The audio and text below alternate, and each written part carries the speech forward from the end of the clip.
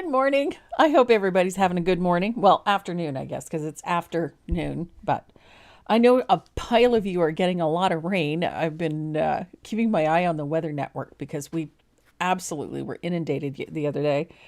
But I know that parts of Georgia are positively swimming right now, and some other parts of the eastern U.S. So, try to stay dry and try to stay safe. Today we're going to be painting Good Morning Sunshine. I think this is a fun one. I haven't painted a sunflower in a while, haven't painted a bee in a while, and I don't know. I just wanted to do something fun and light and very springy in color, lots of bright color. So Good Morning Sunshine is the one that we're painting today. And of course, we always have giveaways, and this week we've got some really nice ones. We have a lovely little pencil set from Tombow, plus there's a few other little goodies in there, and I think you're going to enjoy it. It's a nice little giveaway courtesy of Tombow. You're going to love it. I'm a big fan of Tombow pencils and the pens and their markers. I love all things Tombow, so that's what you're getting this week, getting some goodies from Tombow. So we have 3 of those to give away. To get in on the giveaways, all you have to do is hit the subscribe button, hit the share button, and join us in the chat, whether you're on Facebook or on YouTube. That's going to get your name on the wheel. And at the end of today's broadcast, we'll spin the wheel, and then 3 of you are going to win some really good Tombow goodies for all you craft addicts out there. March is Craft Month, National Craft Month, both in Canada, the US, and in the UK. I don't know what it is in Australia. It may be, I'm not sure, but I do know that in the US, Canada, and the UK, it is Craft Month. And so we've included a few craft addict goodies into those giveaways as well. So we are going to tackle painting Good Morning Sunshine. This is a simple one. I love the surface. It's a really cute little tag. Rustic, little distressed. We're going to have some fun with that. And of course, I had to put some dimensional bees in it. However, the pattern does not require those dimensional bees because the line drawing has bees drawn into it. So if you don't want to go to the expense or the trouble of getting little dimensional bees, you don't have to.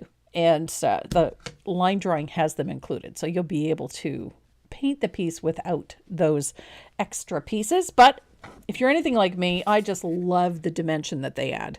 I like that little extra height, that little, I don't know, they're just fun.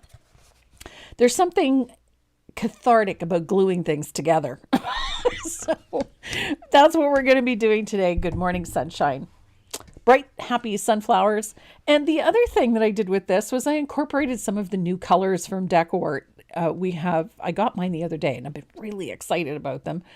And so I'll be talking a little bit about those new colors and how well they work, how transparent they are, how opaque they are, etc.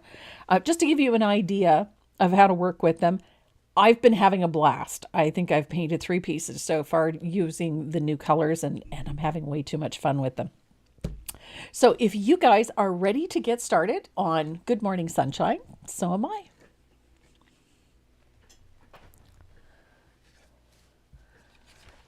So this is the piece that we're painting. I love this little tag. My pal Deb created this for me.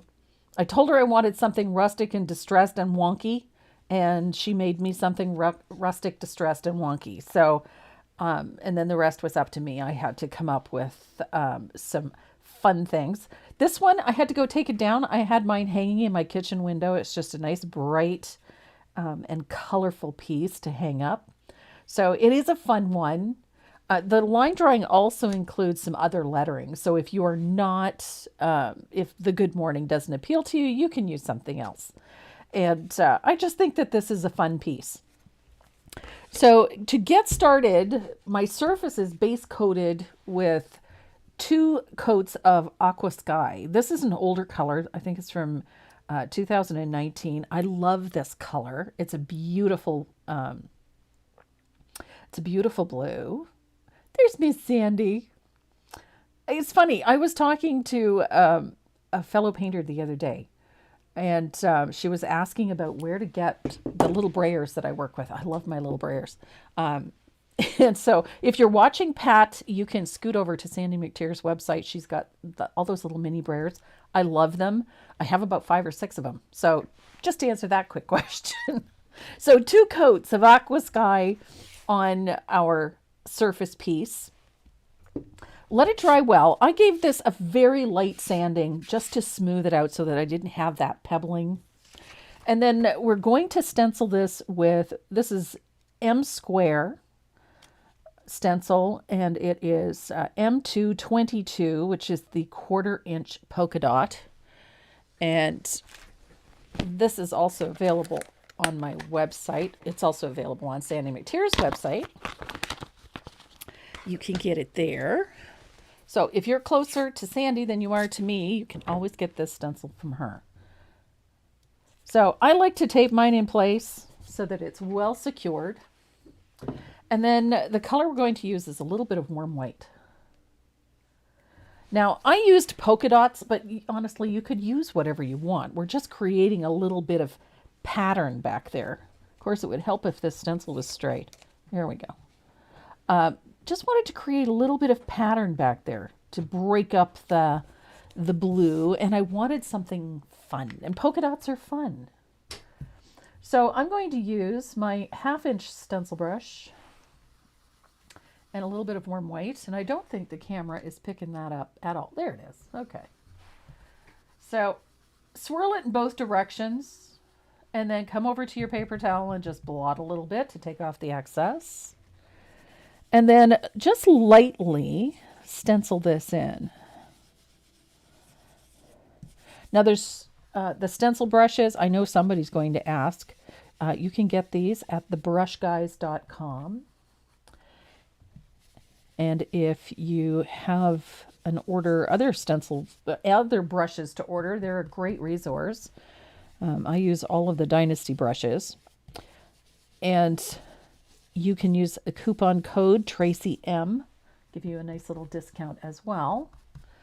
And I believe my girl Sandy has them on her website as well. So again, if you're closer to Sandy than you are to me, please send a little business her way.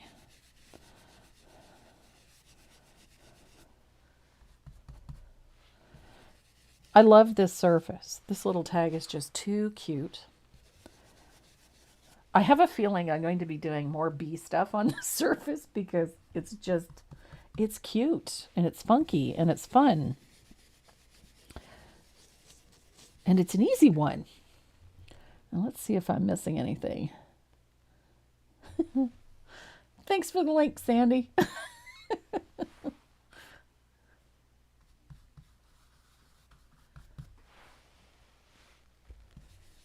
Whoopsie. So these polka dots do not have to be opaque. They don't even have to be neat and tidy, to be quite honest. We just want them vaguely there. I don't want really solid opaque polka dots because then they're too bright and we don't want that. So nice, light, semi-distressed, imperfect. Neatness doesn't count. Perfection is to be avoided at all costs. Polka dots. And I think polka dots are one of my favorite things. I love polka dots. Polka dots. So I'm just going to line this up, and then I'm going to finish off the polka dots for this background. Now, I chose Aqua Sky because it's similar to Bahama Blue. It's just a little less green. But if you don't have Aqua Sky, Bahama Blue will work just fine.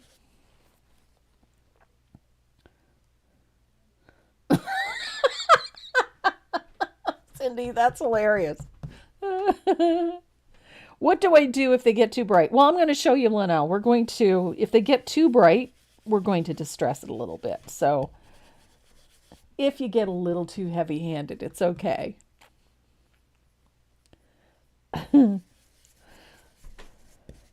I don't really worry about it. It's just that when we're doing this kind of thing, we're always so worried about making things absolutely perfect and fully opaque. And if you watch a lot, you know that I don't really worry about the fully opaque and the perfect and the neat and tidy, because most of the time we're going to be doing so many other things to it that all those little details and whatnot just are far less important than we think they are.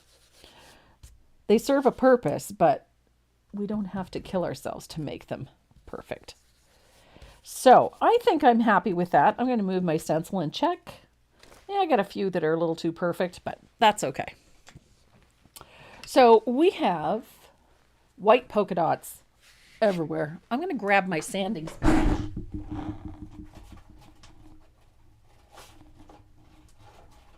Goodness, I got to grab one here. It actually works. There we go.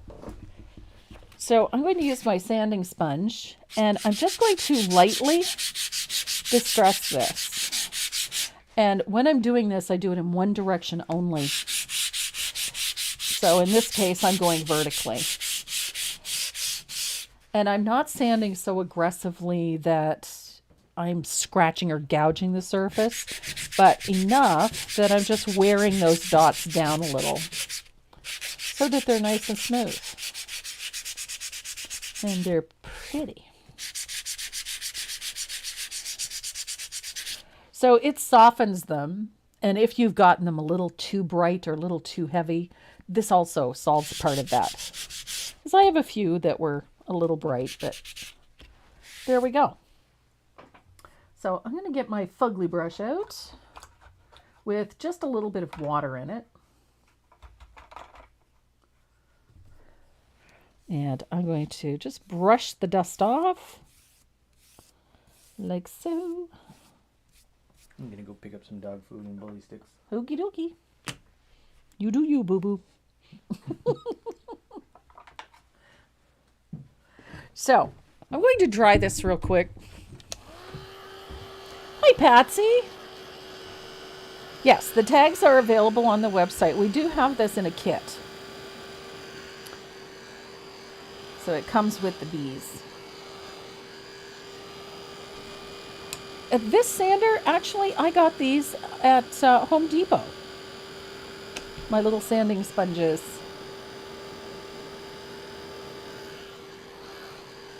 I do like my sanding sponges.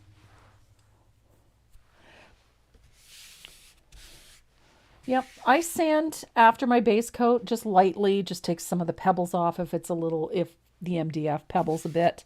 And then I'll do my stenciling, but then I like to sand it again just to distress those polka dots a little bit. So the next thing I'm going to use is one of Decworth's new colors. This is Stormy.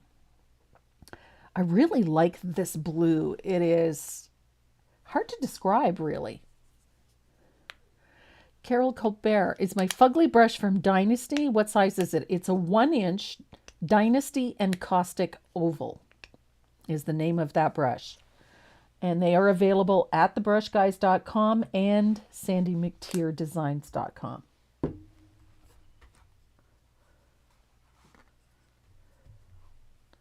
And I like this brush. It's a Dynasty Encaustic. There's a reason why I call it a fugly brush, is because they're usually, this one's newer. But I have a few that are almost unidentifiable. But this is one of my favorite brushes, is my fugly brush. So we're going to use this Stormy over top of this Aqua Sky. And it's a very grayed out blue. It reminds me of a darker version of, no, I can't remember the name of that color. That's terrible.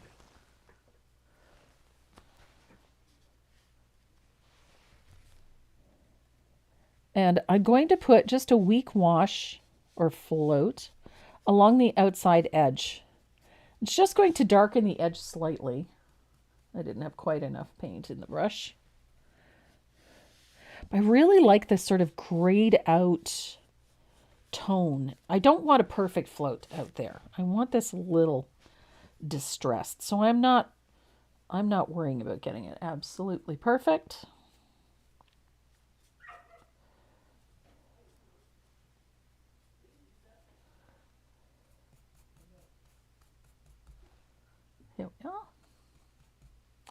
I love this color. It's a very smoky blue. I think that I was trying to describe what it was, but it's a very smoky blue. And it is a little on the transparent side. It is called Stormy. It's one of Decor's newest colors. I got a wonderful little goodie box the other day from Decor. They sent me a new apron, which I desperately needed. I know, because I collect aprons. I have a whole rack full of them. And so I have a new apron, and I got all of the new Decor colors, which was just a joy to play with. Most of the colors in this line are transparent with a couple of exceptions. I would say this Stormy is more semi-transparent. It is not not like a jewel tone. It's a little on the smoky side. Hi, Sandy. And Jackie Wright, hello.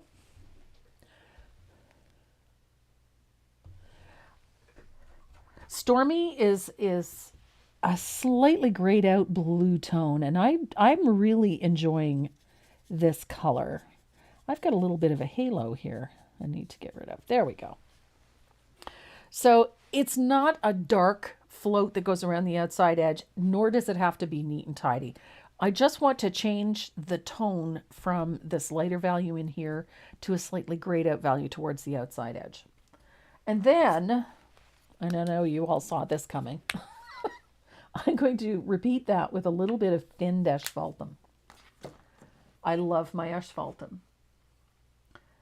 And I'm going to use this very sparingly. I use a lot of water or glaze with it. And I'm just going to tone that blue a little bit, so it's going to deepen the edge. And if you notice, it's not a perfect float.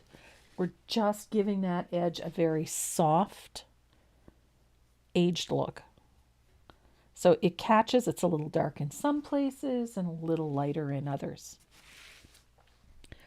Takes a little practice to get the asphaltum thin enough for this, but quite honestly, you'll get it. It doesn't have to be perfect, and that's the thing you have to remember, is we're not looking for a meticulous float. We just want to deposit a little color right at the outside edge. So don't worry about getting that meticulous float. It isn't necessary, for one. So now I have a nice little darkened edge. It's a little cooler out there, a little smokier, which is what I wanted.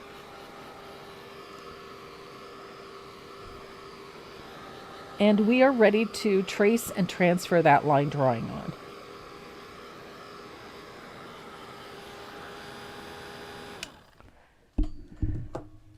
Now, I already have my line drawing positioned for this one. My surface is nice and dry. I just need a good piece of graphite paper. I'm using gray. And I think I might do something different with the lettering on mine this time around. And I'm going to use my red gel pen. I love working with this gel pen for tracing because I can see where I've been.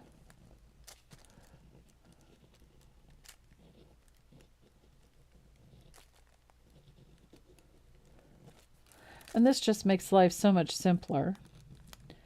Now, you may notice that I do this very quickly, partly because this line drawing is not meant to be crisp and sharp. You notice the edges of the image are very wonky and rough, and it just makes these flowers look a little softer, for one.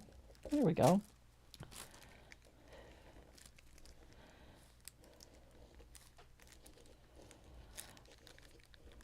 Now, somebody asked me the other day about the bees. Now, when I paint the bees dimensional on these raised pieces, the technique is exactly the same, whether it's this drawn out bee or whether it's dimensional. Nothing changes. You paint them the same way. So I'm going to trace my little beehive.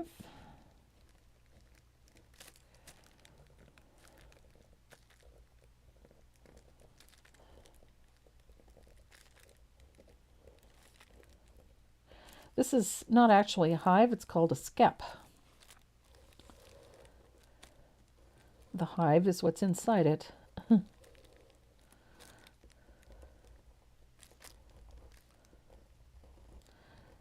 So I'm going to trace that opening. Now, as for these horizontal lines, don't worry if they're not perfect, because when you see how I base coat this thing, you'll get it.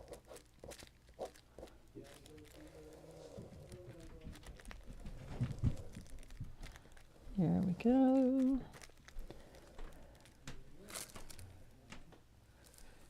Rose Frank, hello. I love tracing with a red pen. It just makes everything stand out that much better. You can see where you've been. You don't miss anything. Don't often miss anything anyway. I'm famous for missing things. There we go. So I think everything is in place. Got my leaves. Oh, Mr. Curlicue. There we go. And Mr. Curlicue.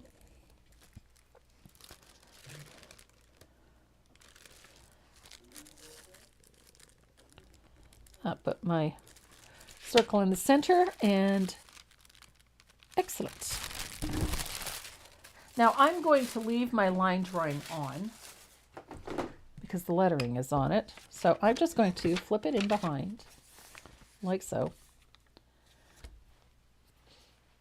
Now the next part of this is putting down an undercoat. I like using an undercoat for a couple of different reasons. Most of the colors that I'm using are not fully opaque. And so if I tried to base coat them over top of this blue, it would not be easy. And so I use an undercoat process for this. The other thing we're going to do is we're going to float around our image with that Stormy. So I'm going to pick up a little Stormy and thin it out. And we're going to put a little bit of that around the line drawing. Again, not a neat and tidy float. Does not have to be perfect.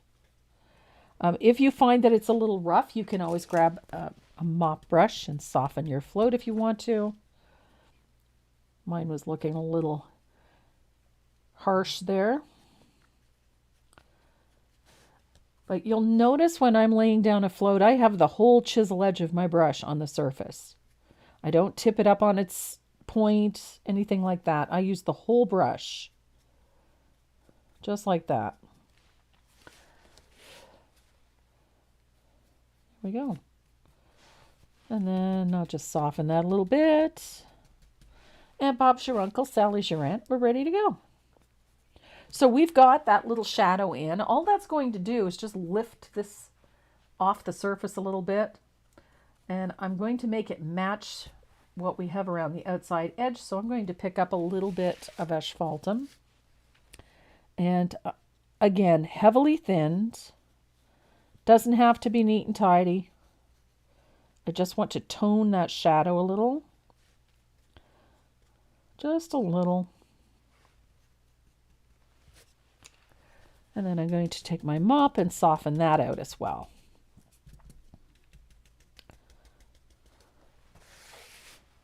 So there we go. So we have that little shadow in place, and now we can begin doing our undercoat.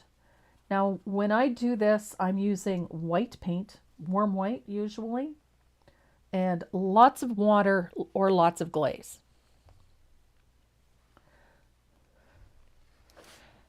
And we're going to start, oh, I better dry that, or I'm going to end up making a mess. Now this is how I base coat. And I've always found that if I take the time to do it this way, the end results are much better. So I'm using that thinned warm white, and I'm just putting a thin coat down. It does not need to be fully opaque. So it's got a fair amount of water in it. And I start at the tip of the leaf or at the petal, and I come back down. And I leave a little narrow gap between each segment. Doesn't have to be perfect. But laying in this undercoat this way, if there are any brush marks, they're going to become part of the finished piece in the end. So you're not going to have to fight against lines going in 10 different directions.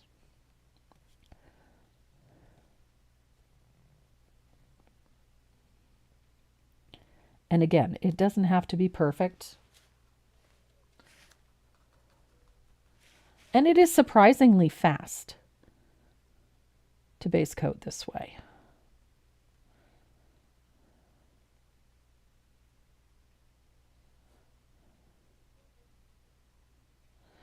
Here we go.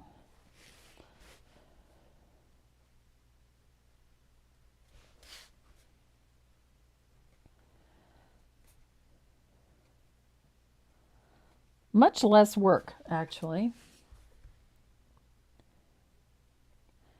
So thin out your white paint. You can do this with gesso too. Just thin it out so that it lays on nice and smooth. You don't need to have a heavy or fully opaque base coat for this.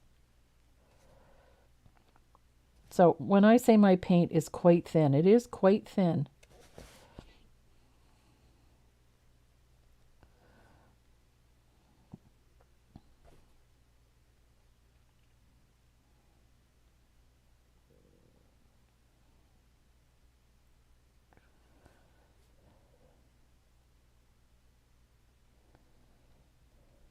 There we go.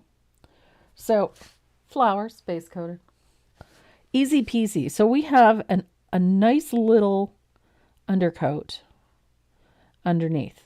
Now, the reasoning behind putting down this white is that I'm using bright colors. I'm using bright yellows and bright greens. And if I left them over top of this, I would end up, it's a 5. I would end up with some rather subdued colors. Having that little bit of warm white underneath just helps make those colors a little bit brighter. So I'm going to dry this real quick, and I'm going to show you what we're going to do with that undercoating our beehive. I just like to dry everything. I missed a leaf. I missed 2 leaves. How did I do that? So there's a leaf. And there's a leaf. Okay. I feel better now. Those little details are driving me bananas. So just make sure that everything is dry. And I'm going to pull this up to the camera a little closer so that you can see that it really is not fully opaque. It is just this. It blocks out a lot of that blue. And that's all you really need. You don't need to make it absolutely bright blue. Hi, cat. So we're going to paint this honeycomb, and I don't paint this one solid coat of white. I do this in strips. It has a direction. So the base cap gets painted like this. Neatness does not count. And perfection is to be avoided at all cost. So essentially, I'm just creating a little texture. If I wanted this to be one solid unit, I would paint it a solid unit. But this makes it certainly more fun to paint because of the technique we're going to use. But it also helps create the structure that we need for this. And it does not have to be perfect. We want this to have that distressed and sort of rustic look. But at the same time, we don't want it to look like a dog's breakfast either. So, but this will help that color that we're going to use for the honeycomb or for the bee scap. It will give it a much better finish in the end. And again, I'm thinning out this white quite a bit.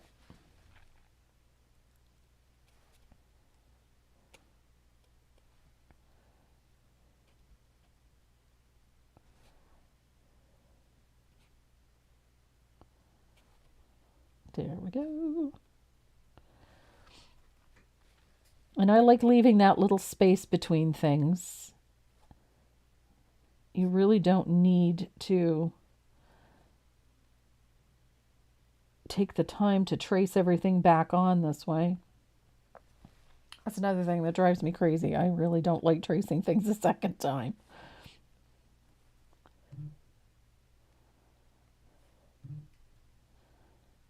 And so, there we go. So we have a bee skep. And again, neatness doesn't count. Perfection is to be avoided at all cost. So I'm going to dry this real quick.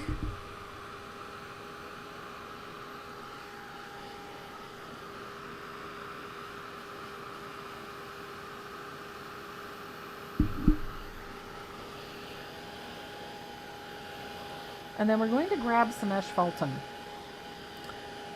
And we're going to base coat the centers of our flower.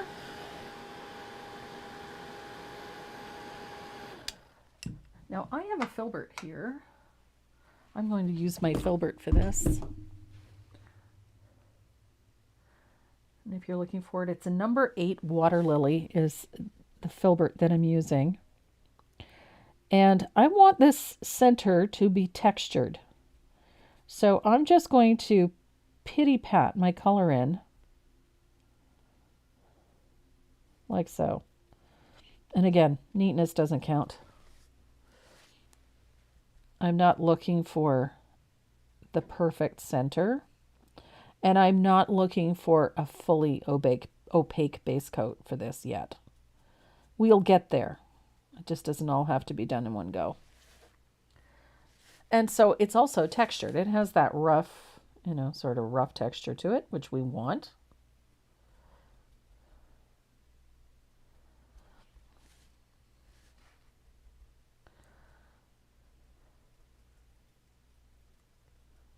Just like that.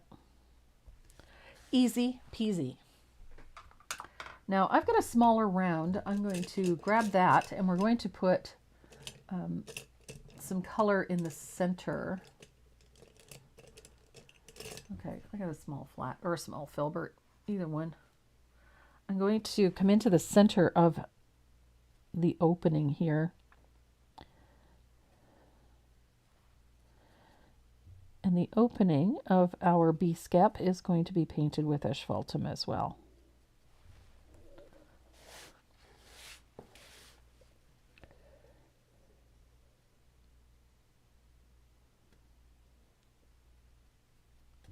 Easy peasy.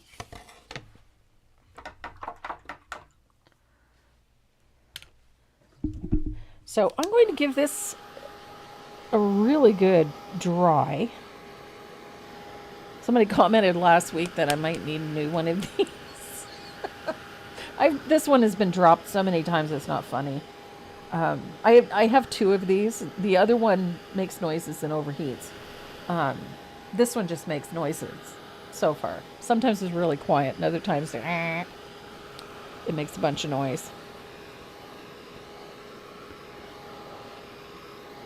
So we're ready for the bulk of our actual base coating, all of the colors that we're going to put in here. And the whole idea behind this particular project was to make use of some of the newer colors, and it gave me an opportunity to see how they were going to work, how we could incorporate them. You all know that not every color is going to work perfectly. What are the dimensions of the board? It's 4.5 by 10.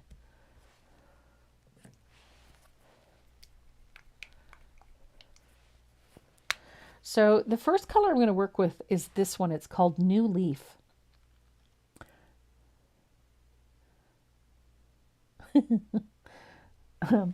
This is such a pretty green. It is a very springy green. It has a wonderful tone. But I will say this, it is a little bit, what color can I use if I don't have asphaltum? You could use a dark chocolate, would work just fine. So this New Leaf is a little on the transparent side, although when you squirt it out onto the palette, it doesn't look like it. But when you start painting with it, you realize very quickly that it is a little on the transparent side. But it is a lovely springy green.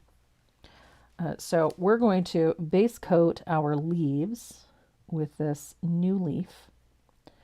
And again, I pull my paint the same direction I did the white, so that if I have any brush marks in it, they become part of the finish. So they're part of the end result. And take your time base coating with these. It is a lovely green, but it is quite transparent.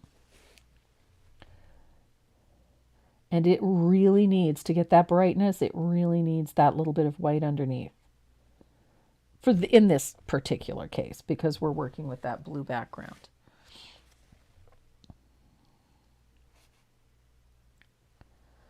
And I just love this green. It's very, very pretty. But as I said, it is transparent, so you will find you're going to need more than one coat to get a fully opaque base coat. But in this particular case, I'm not worried about that. So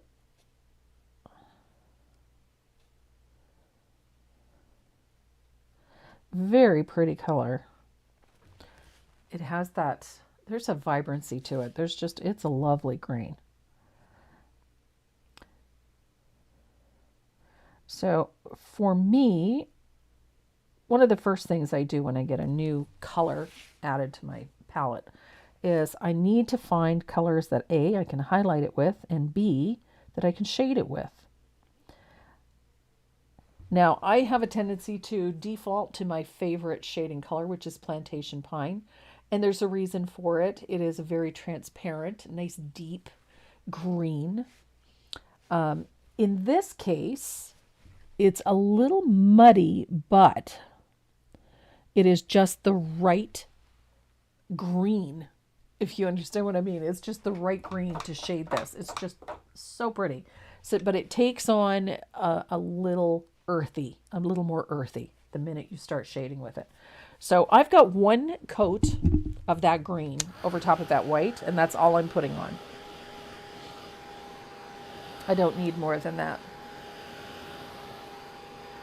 The only trick is to make sure that you get a nice even coat on.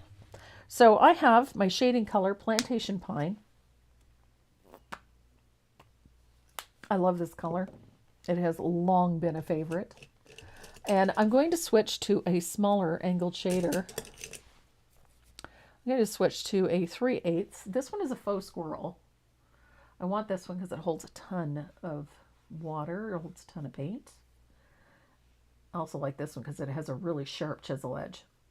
So I'm going to pick up some Plantation Pine. I'm going to blend it out. I don't want this full strength. And I'm going to shade the base of the leaves like so. Down at the bottom where it joins the stem. And I'm going to do the same thing to this one, so that it comes in underneath those petals. So on the leaves, it's a U-shaped float.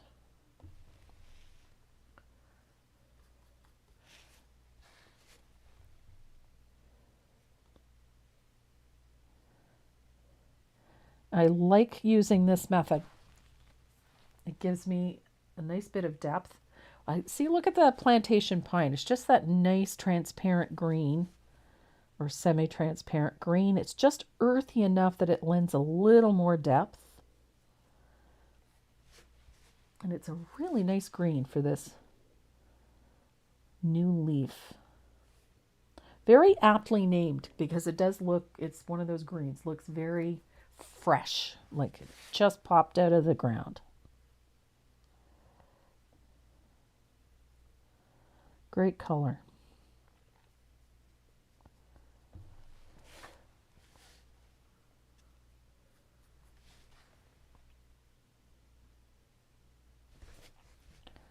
Absolutely great color. So I'm going to dry that, and then I'm going to do it again down the center vein. I want to get nice deep shadows in there.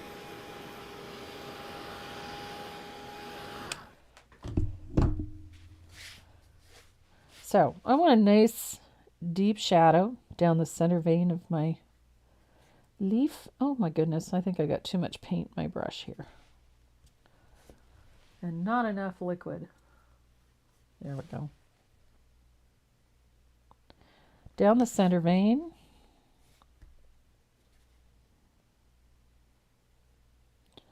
And I take that float right out to the point. And then I'm going to deepen that right here.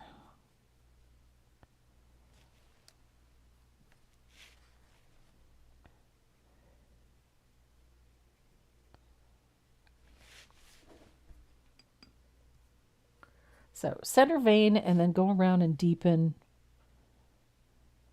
all your other shading with just one more coat.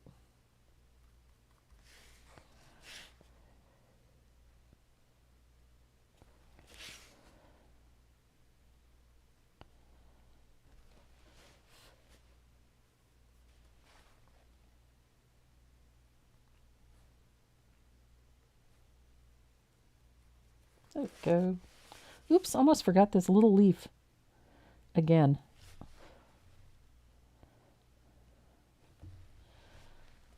And there we go.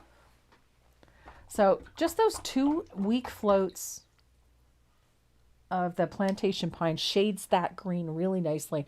But what I love is the contrast. It just pops that green. Now, I do have a highlight color for this new leaf. I used Margarita.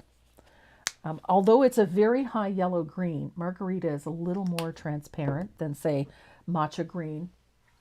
You can use Matcha Green if you want it, you know, it'll do the job. But I wanted a little more yellow. And so I chose this little bit of Margarita because of that high yellow content. So it gave these leaves a really nice bright punch.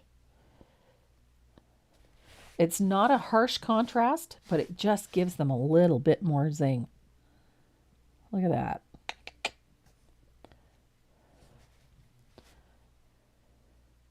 I like Margarita. It has a very high yellow content. Makes it a great highlight color for a number of greens. And it has nice energy too. It's just got a really zing to it.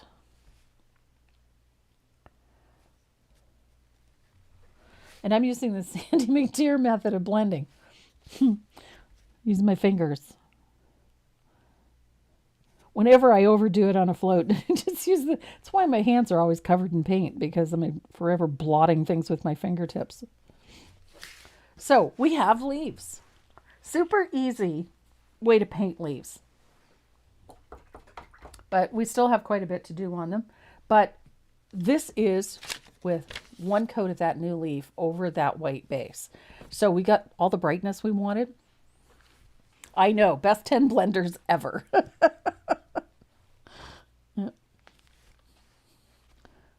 So great color, this new leaf. So if you have been one of those people that's gone to CD Wood and ordered your paint, you're going to love this green, especially when you're doing base coats like this. I love working over a white base because it gives the colors lots of energy and lots of vibrancy. Helps keep them nice and bright.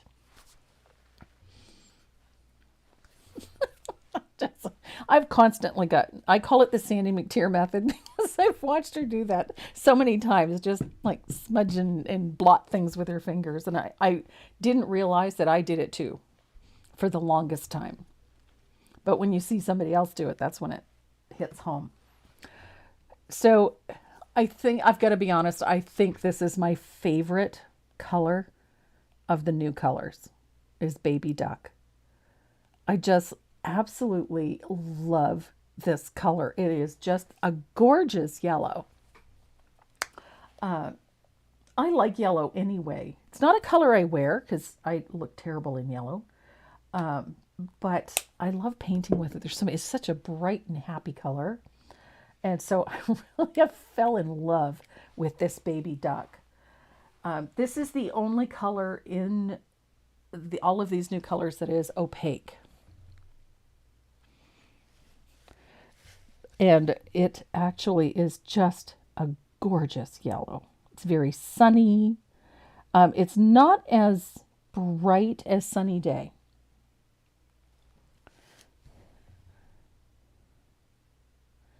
But it has, I was trying to think what I would call this. Years ago, there was a color called Candlelight. It's a little bit lighter than this, but it has that same feel to it.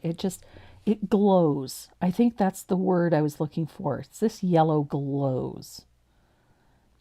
It's not, a really over the top yellow, but it has that just this beautiful tone to it. So when I'm base coating with that yellow, I apply it the same way that I did that white base. And then I follow the shape of the petal or the shape of whatever area that I'm painting. And I try to keep all the brush marks going in one direction. And that part is important. It's when we start going left to right, top to bottom, and we've got strokes going in all different directions that things start to look rough. Whereas if you apply your paint in one direction and follow the shape of the surface you're working on, you get a much nicer finish. And I'm maintaining that little gap. Remember the little gap that I put in between each of those things? I like that little gap.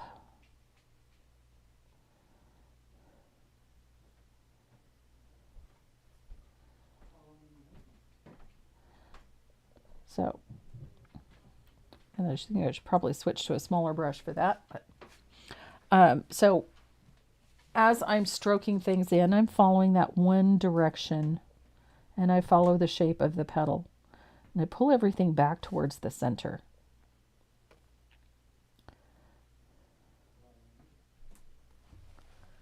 And it does make a difference in the end as to how this is going to look.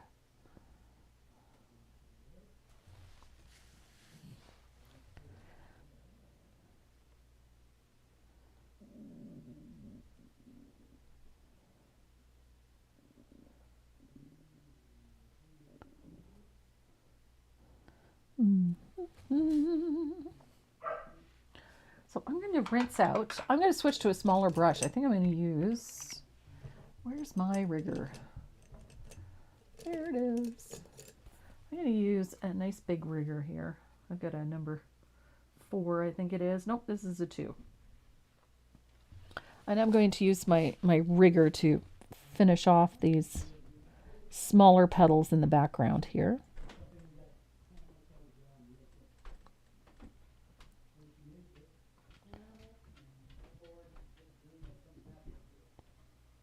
There we go.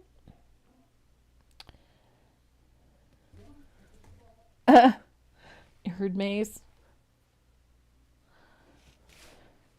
Maze is upstairs with my husband.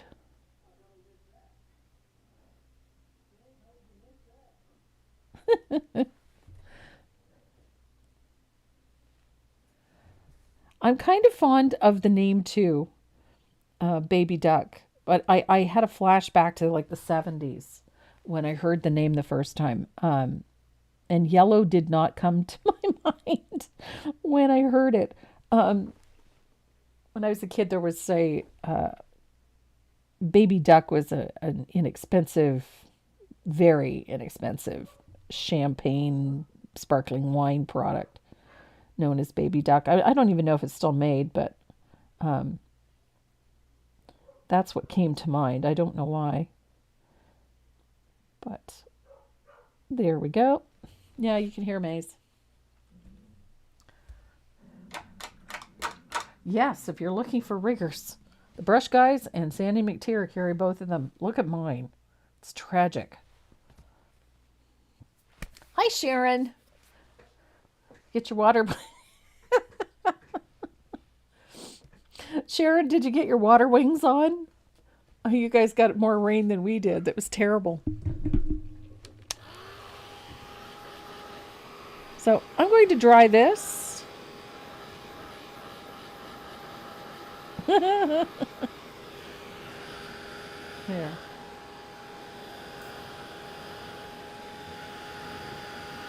It always looks so rough at this point. I call it that extended ugly stage. Everything always has that extended ugly stage.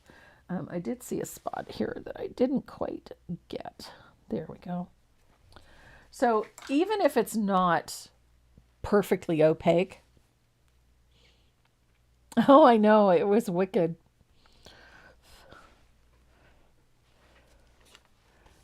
So even if it's not perfectly opaque, I mean, look, I'm going to hold this up so you can really see. This is not, yeah, baby duck with champagne. This is not a fully opaque base coat. I got to move it so you can actually see it. I had the palette shot covering it.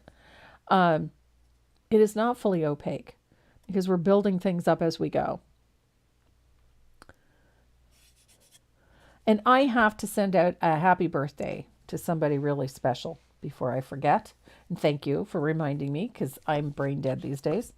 Linda Safranco's mom, she is just one of the dearest ladies.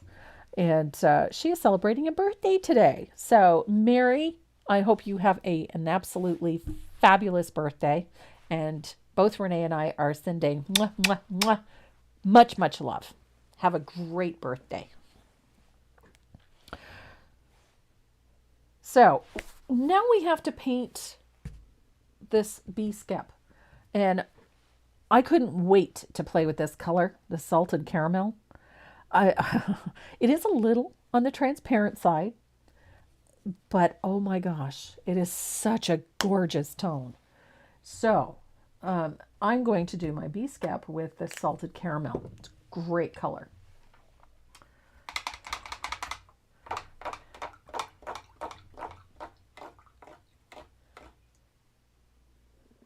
Boone's Farm. Oh yes, well you can still get Boone's Farm. It's not as cheap as it used to be. So this is that salted caramel, and oh my god, it actually, you know what it reminds me the most about? It reminds me of, remember your kids, you had butterscotch pudding? That's what it reminds me of. That's what the color reminds me of. It doesn't remind me of caramel, but it reminds me of butterscotch pudding for some reason. So I'm going to base coat all of those rows with that salted caramel. Now the nice part is that we've put down that white. We don't have to really be meticulous here. So I'm just going to make sure that I cover the white, and I'm pulling the paint in the direction of the design. So we've got all those vertical or horizontal stripes, so that's the direction that I'm pulling my paint. And I'm making sure that I have a nice crisp edge. That's about the only thing I'm really worrying about at this point.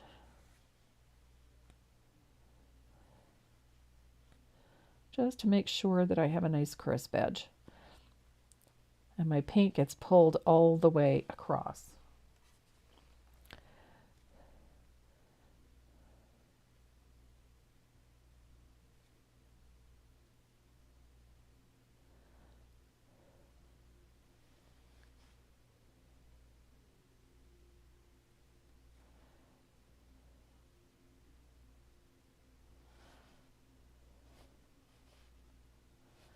Just like that.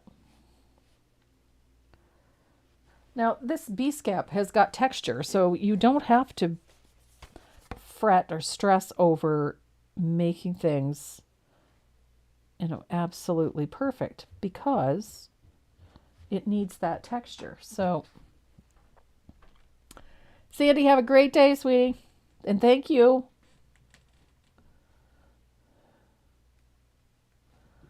Miss Sandy, she's awesome.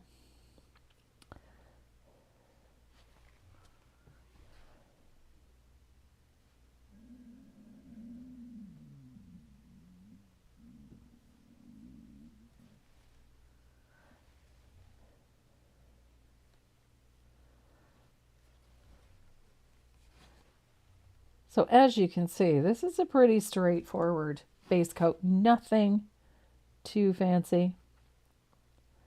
I just want to make sure that my edges are clean. That's all. There we go. Now, I've got a few little spots here that I've got to get into. This brush is a little too big for that, but I'm going to switch over to my rigger.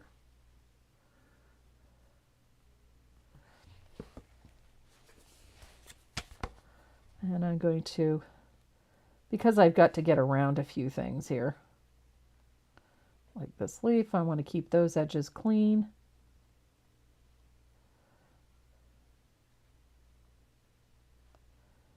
There we go. This is about the only time that I really break with that following the shape of things rule, but is in these little tight areas for obvious reasons. But you still have to keep edges clean so that,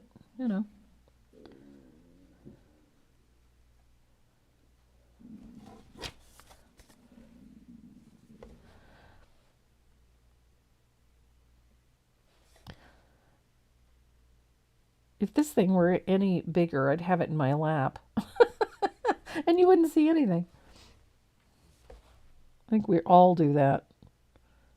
End up with things in our lap.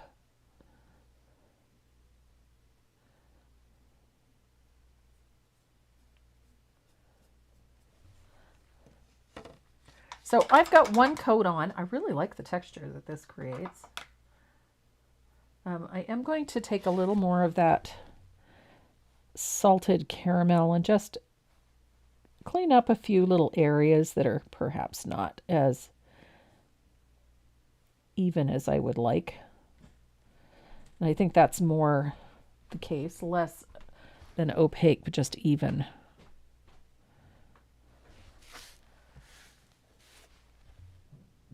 There we go. That salted caramel is just such a gorgeous, gorgeous brown. Yellow brown, I think. Which means you can shade this so beautifully with asphaltum, which is what we're going to do. So, I've got my base coat on. Again, neatness doesn't count.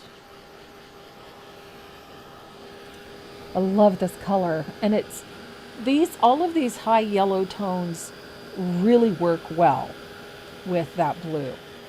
Yes, absolutely, honey brown would work sub nicely. Yeah, so would raw sienna, if you're really in a bind. They all have that nice yellow golden brown tone, so they would work just fine.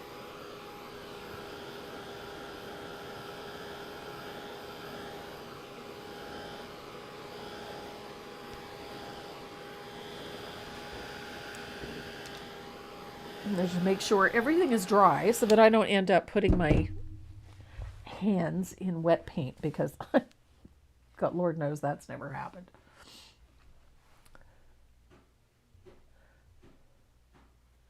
I have some honey brown. Let's have a look. Honey brown is a bit more opaque. And this one's honey brown. This one is a more golden and a little lighter and more transparent. Honey brown is a little more opaque and a little less yellow. So it's a just slightly different tone, but you could absolutely substitute them quite easily.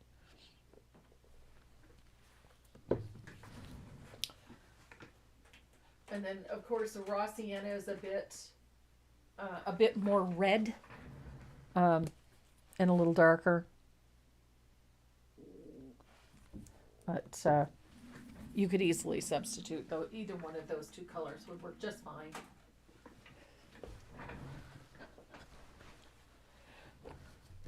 So we're going to start with our sunflowers. And I'm using a little bit of orange flame because I love it. It's my favorite orange.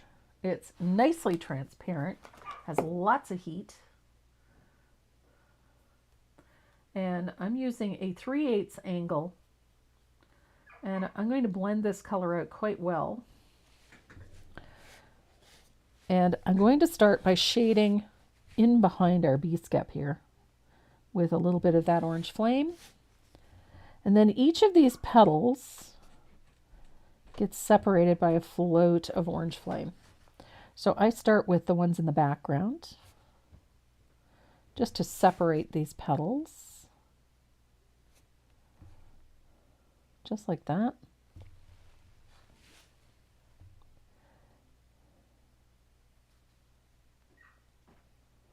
Just like so.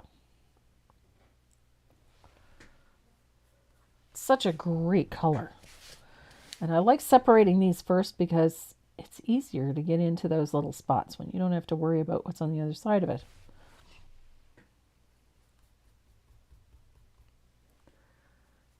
And then once that's done, we're going to float, nice U-shaped float right at the base of each of those petals. I need a little more paint. It's not quite dark enough. And you're going to leave just a little sliver of the yellow so that it forms like a cup. I'm going to exaggerate this one a little bit so you can see it.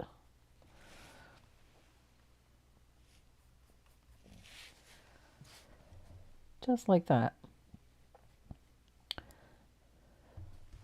Just gives you a little cup shape. And I know it doesn't make any sense right now, but it will later on, I promise. That little cup shape is going to decide the shape of our flowers. And I like that little dip. It just sort of, it works well for us. Is there a substitute for orange flame? Yes, bright orange will work just fine. Any bright orange will work, but bright orange itself will work just fine.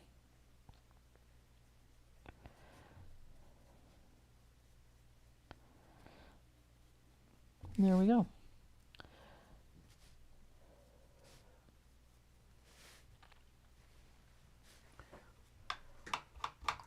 So I'm going to rinse my brush, and then we're going to dry this real quick.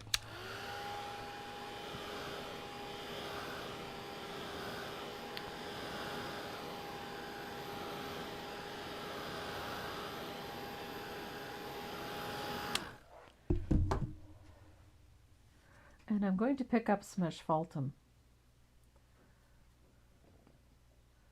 And again, we're going to thin that out. And we're going to deepen the shading behind those flowers with a little bit of asphaltum.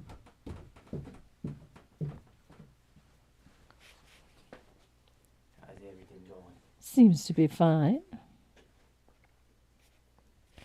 So that little float of heavily thinned asphaltum is just going to accentuate that depth behind those petals.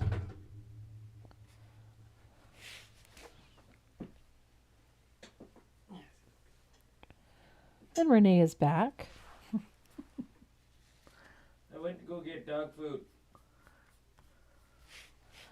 Because our puppy has a bottomless pit for a stomach.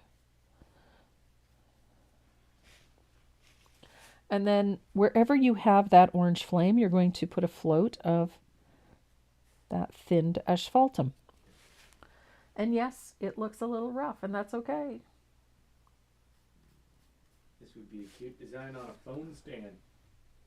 It would. You could reduce it and put it on a phone stand quite easily.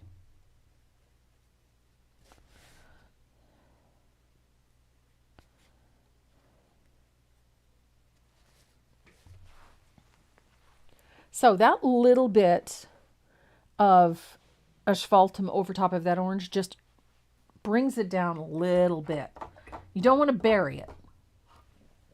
Maze has a hollow leg. She has 4 hollow legs. She would eat constantly if we let her. She's pretty good at self-regulating.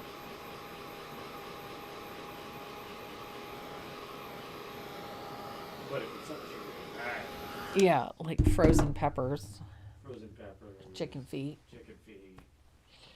sardines. I can't find them anymore. I know. I've been looking.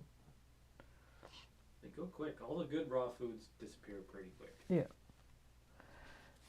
So we've got the shading on our flowers. We're going to switch over to that bee skep, and I'm going to use thinned asphaltum. And we're going to put a shadow at the bottom of each one of those rows with a little bit of asphaltum. Just like that. It is not a perfect float. They don't need to be perfect. It's just to give them a little more depth. They don't even have to be uniform.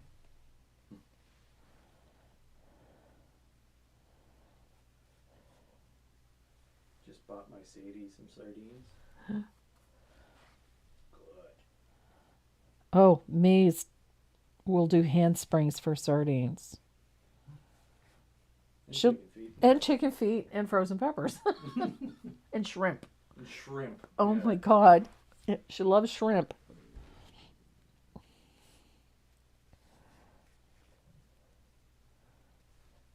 So that little float along the bottom of each row of the skep.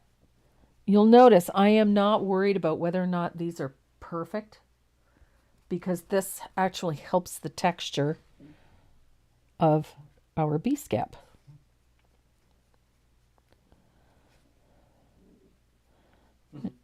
What's for dinner? We are having homemade cream of chicken soup with French bread and fresh vegetables. With it, I just wanted something crunchy and fresh, so I've got some fresh carrots and some celery and some cherry tomatoes, and got some nice French bread. We'll have a nice crusty bread and a big bowl of cream of chicken soup. The recipe calls it crack chicken soup. Deb.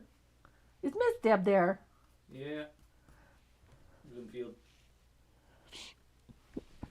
I'm late. I'm sorry. I fell asleep while watching the Weather Channel. I'm not surprised. Gosh, my life's exciting.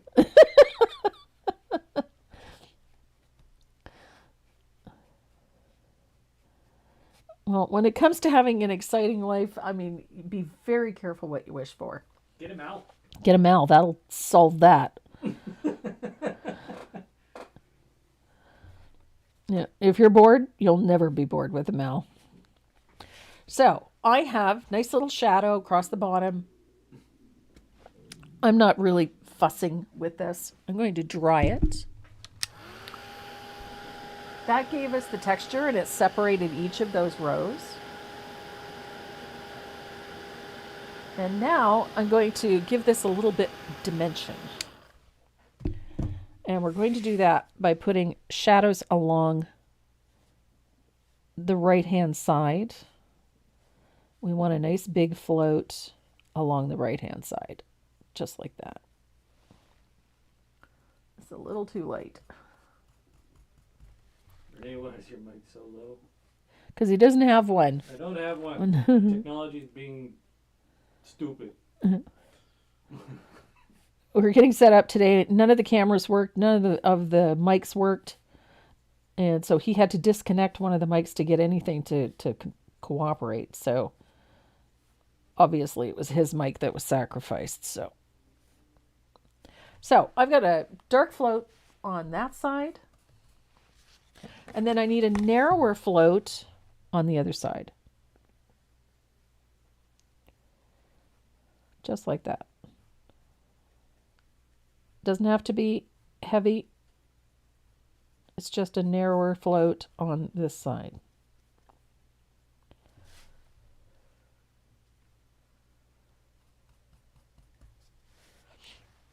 And then we're going to deepen the floats underneath these sunflowers, like so. Right in there, that float gets darkened.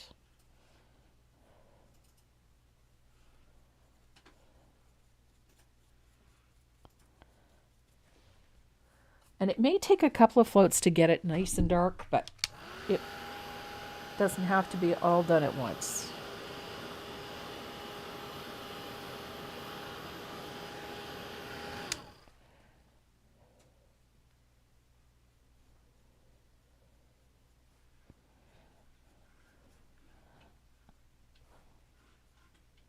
And I'm going to reiterate that when you're putting in these floats, make sure the whole chisel edge of your brush is on your surface. There we go.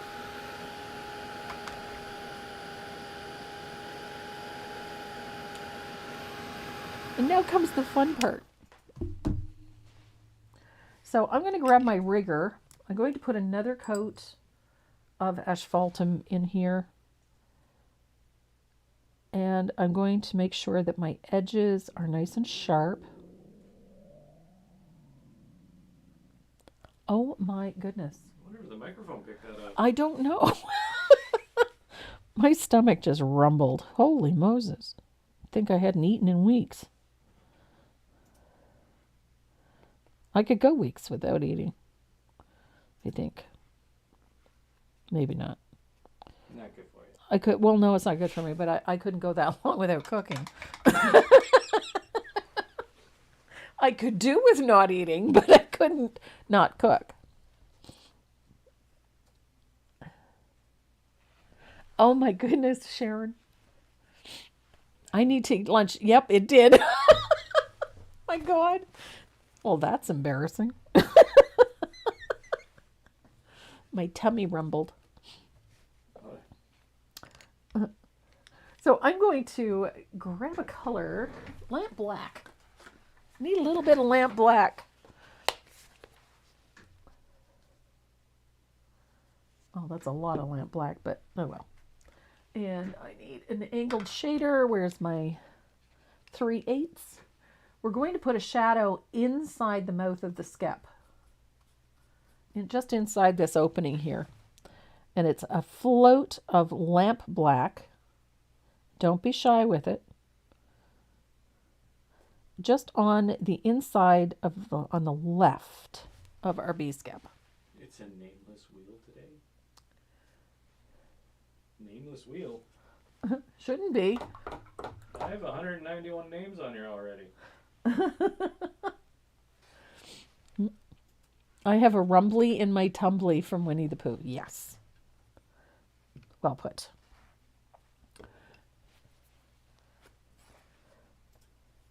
So I'm going to show you this. For me, this is fun. I mean, but you know, I have an unusual idea of what's fun, but I'm going to use that number 5 round, and I've got a little bit of that salted caramel. I'm going to put a little of that on my palette. I'm going to move the camera a little bit so that you can see what I'm doing. So there's that salted caramel.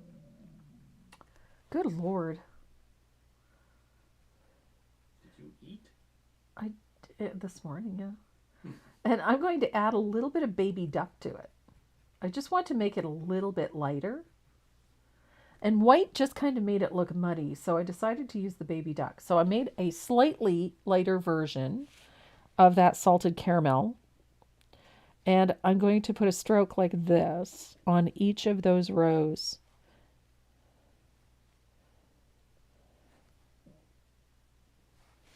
Just like that. Not looking for perfection.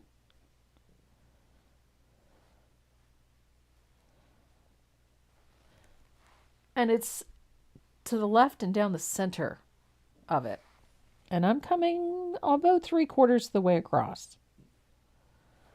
Brenda's wondering what you clean your brushes with.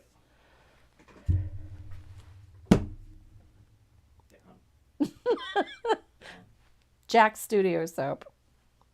Love this stuff.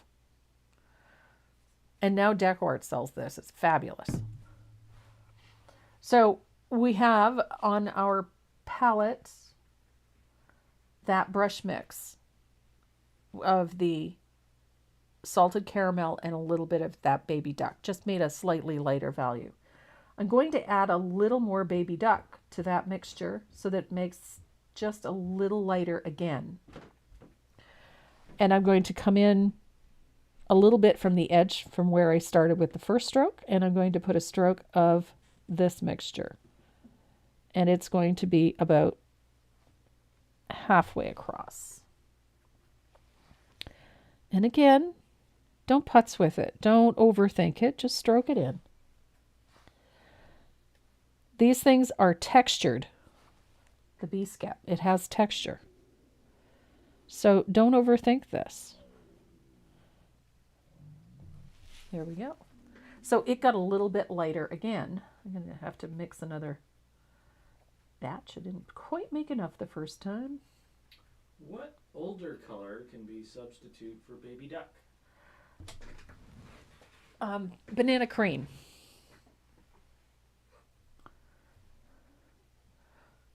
Okay. I'll believe you. It took me a minute, but yes, banana cream. So I'm making a slightly lighter value again from that first one. And I'm going to use a stroke of that, like so. So you're going to consecutively get, these strokes are going to get a little bit smaller each time. So each time I lighten that little puddle of paint, I get to add a little stroke of that lighter value to my bee scap. And then when I get to where I'm content with it, I think, I'm going to use just the baby duck on a dirty brush and put in a... So just a little bit of that baby duck in there. I like that little stroke of it. And I'm barely touching the surface, so it gives it a dry look. Just like that. So don't be afraid to let the brush sort of run out. You see how it gives you that little white...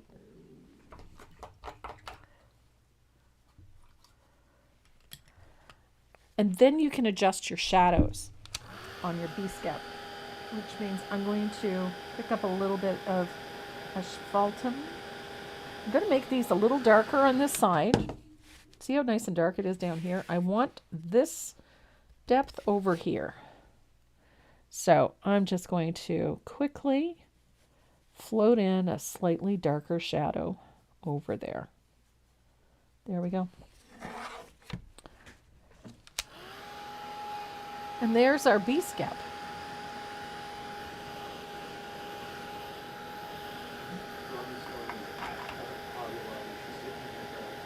She's at Hobby Lobby? Sitting in her car. Why are you sitting in your car? Watching you. She should be in Hobby Lobby.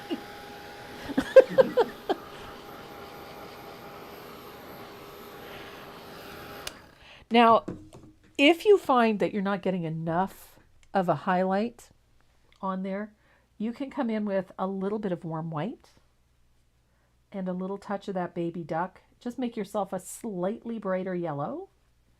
A little bit of white. I just wanted to add a little punch. So it's just a little highlight right in here. just needed a little more light. There we go. Deb Bluefield says they should let us name the new colors. I think the caramel should be called baby poop. Oh. It's not green enough. Not green enough? Mm-hmm. So I'm going to make sure this is good and dry. Radioactive Velcro. Yes, I agree. Radioactive Velcro. That's a good description. So now that we've got our bee scap, it's almost finished. We just have a few little things to do to this. We're going to come up and we're going to finish out these sunflowers. Now, one of the things that I love working with is a deer foot. If I can find mine. I had it yesterday. I was painting something with it yesterday. Where did it go? There it is. Nope, that's not it. That's not it either. Oh, there it is. Good heavens. I misplaced my deer foot. So, deer foot. We're going to do two things. We're going to do the texture on the center of the sunflower with a deer foot. But we're going to have to give this flower some shape first. So I'm going to float the bottom of the flower center with lamp black, just like that, just along the bottom. And I'm going to do the same thing to this one here.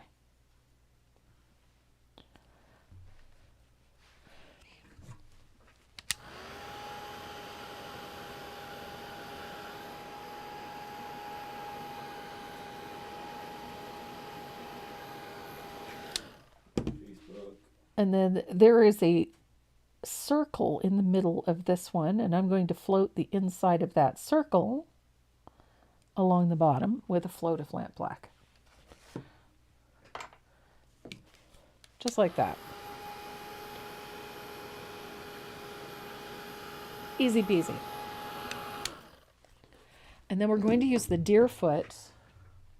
I'm going to load this up with asphaltum. And then I'm going to pick up a little bit of that salted caramel on the tip of the brush. And we're going to tap it until the two colors blend.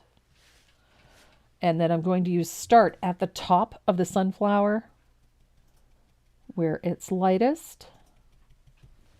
Of course, I didn't get anywhere near enough paint on my brush. There we go.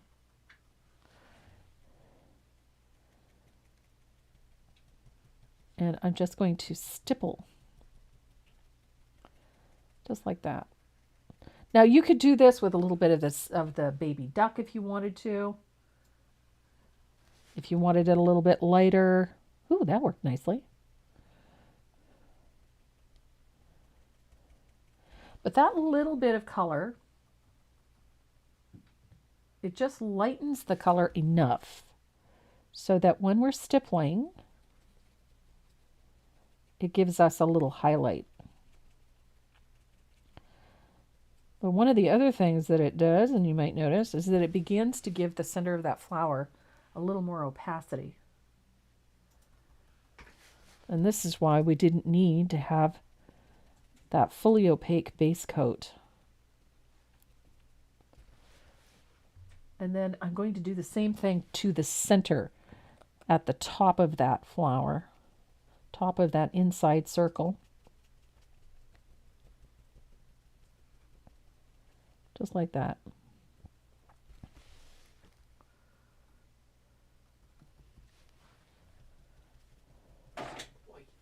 You okay? Yep. Bull in the proverbial China shop. It won't let me paste the Facebook likes.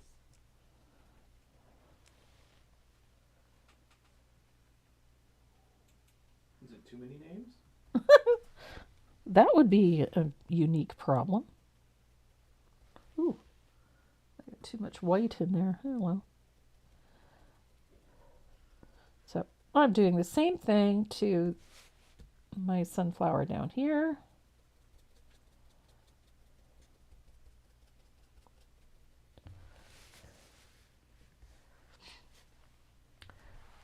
And now we need sort of a speckly look. So I'm going to pick up a little bit of that baby duck. I'm going to blend this well. There we go. And this is a light, oh my goodness, way too much. Not enough brown, way too much. There we go. Okay, that's better. So we're just going to give a little texture to the top here. Like so. And just let it run out until you come down here.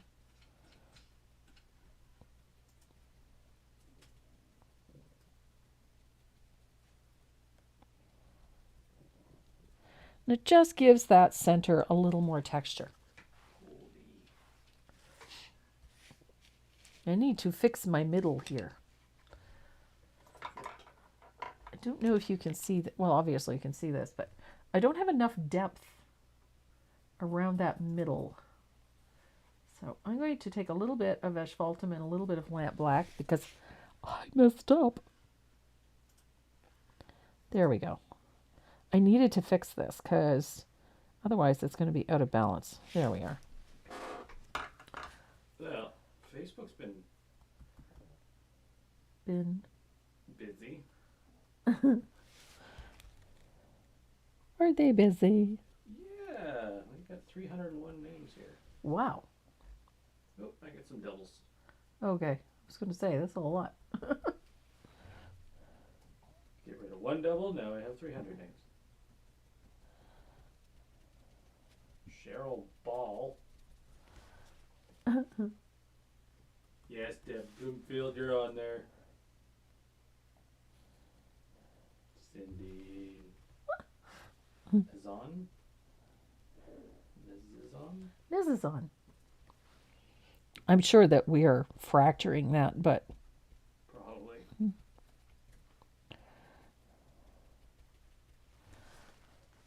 So that's all I do for the center of my sunflowers is just stipple and using little bits of, you know, the browns and the golds and the yellows that are already in this piece.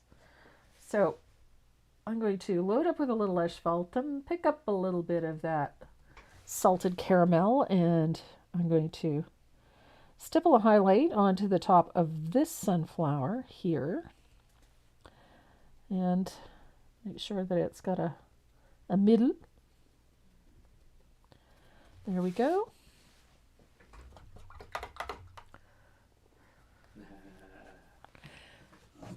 Yes.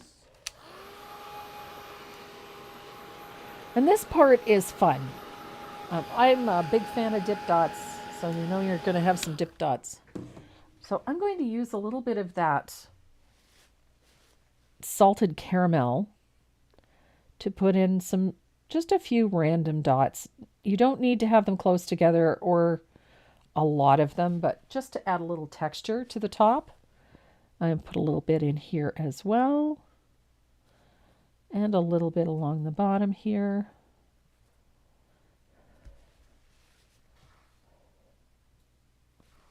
And I'm going to do the same thing down here.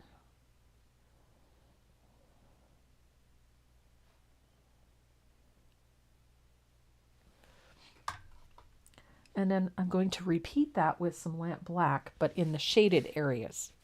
So down at the bottom of our inside and down here. They don't need to be perfect. They're just creating a little bit of extra texture in here.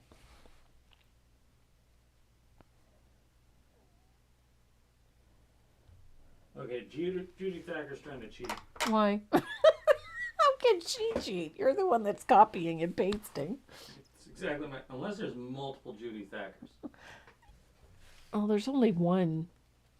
There can be only one. And then I like a little bright highlight, so I'm going to add just a few little dots of warm white in between and in and amongst our little ones. Nothing over the top. I don't want this to come screaming out at us. So a little bit of white. Well, there are two Judy Thackers. One spelled with a Y and one spelled with an I. Judy, Judi, Judy. Yeah, okay. But there's one that's spelled with a Judy. But I think it's the same Judy. Is it the I same think Judy? so. If it's not, I hope she speaks up. I just copied and pasted it. Yeah. Here we go. She got a doppelganger. We all have a doppelganger. Mine's out there somewhere pulling on a door marked push.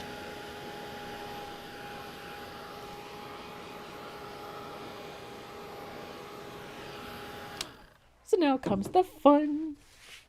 So I have all of the texture in the centers. We're still going to do a little bit more. Same with the other one. But this is something I love doing. I love adding edges to my flowers. I'm going to do that with my 10-aught extra long detail liner. And I'm going to take a little bit of that baby duck, because it's just such a yummy, yummy yellow. So yummy. And I'm going to add a little bit of warm white to it. To make it a little bit lighter. Just a little. And I'm going to thin it out. And we're going to detail the edges of our flowers with this. Now remember the little space that I left when we put that orange shadow in? We're going to cover that with a little twist. Comma stroke-ish. It's going to bury that. We got 3 Maria Santos. No, there's only one. Are we sure about that? Yes, we are.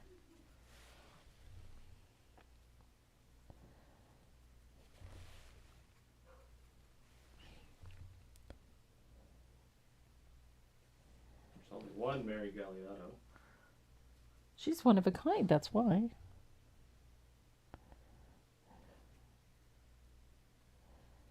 So it's a wonky little line at the edges of those sunflower petals. And when I bring them out, I like to bring them out to a little point. Sometimes put a little curlicue in the end.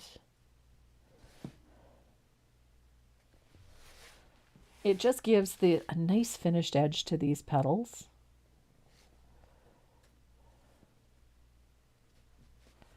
Patrick, you're on here 3 times. No,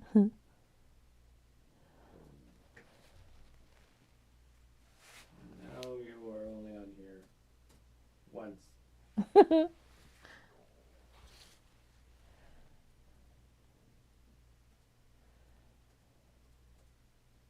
Nope, Sandy Barton. My girl Sandy from Provo, Utah. Sandy Fowler, another cheater. Like, Well, I take the likes from YouTube and I take the likes from Facebook and put them all on there. I cut, paste, put them all on the list, and then the wheel has a sort button, so it puts it all in alphabetical order, Yeah. and then I can see all the doubles. Uh-huh. I'm gonna mispronounce that. Sandy Tyo. Tyo. Tio? Tio? Tio? Tyo. Run to record the bristles of a stencil brush are much stiffer. Don't know how you got on there 3 times. Debbie Bugman Easton. I hope I'm on there at least once. Sharon Klein. You're on there 4 times, Sharon Klein. You're making him work today. Bunch of cheaters.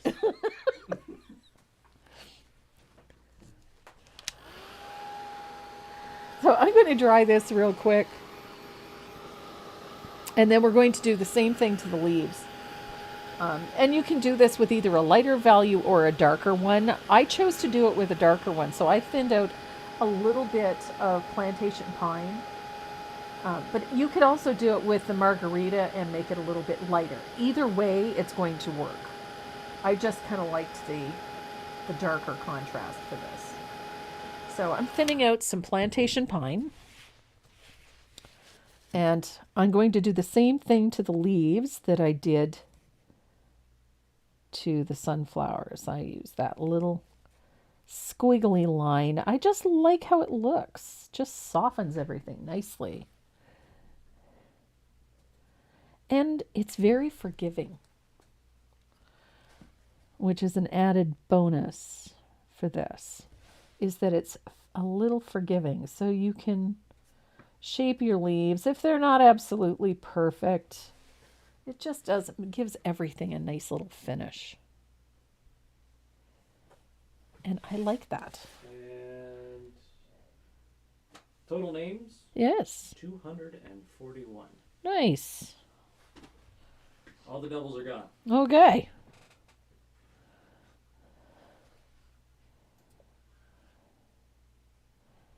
So there we go. So that little bit of darker green, it just defines these nicely.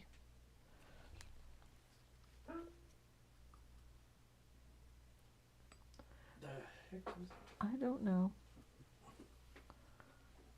Go check on Pupper. So I'm going to use my... She's got a Frisbee now. Oh, no. It's a Kong one. Oh, no. So just going to stroke in those little vines and tendrils.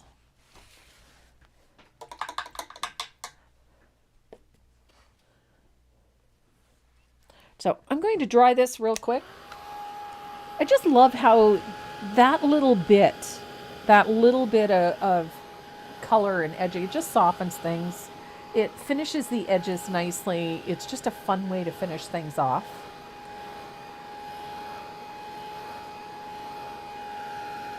And I'm seeing a petal here that needs a little more attention. Just didn't get much. There we go. I like the squiggly line. The concert is over. Yay!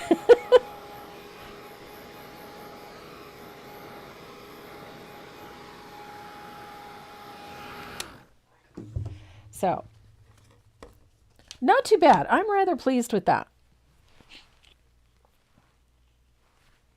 I am going to put in a few more little swirls here and there in a minute, just using a lighter green, but I wanted to work on this bee skep a little bit. One of the things that I use most frequently is this. This is my Uniball Signo. It is a black gel pen, and the reason I use it is this. It has a stainless steel ball point, and it's a 0.38, meaning it's really, really fine. And I like it because I can put little scribbly details on things with this pen. It works very nicely over top of acrylic paint.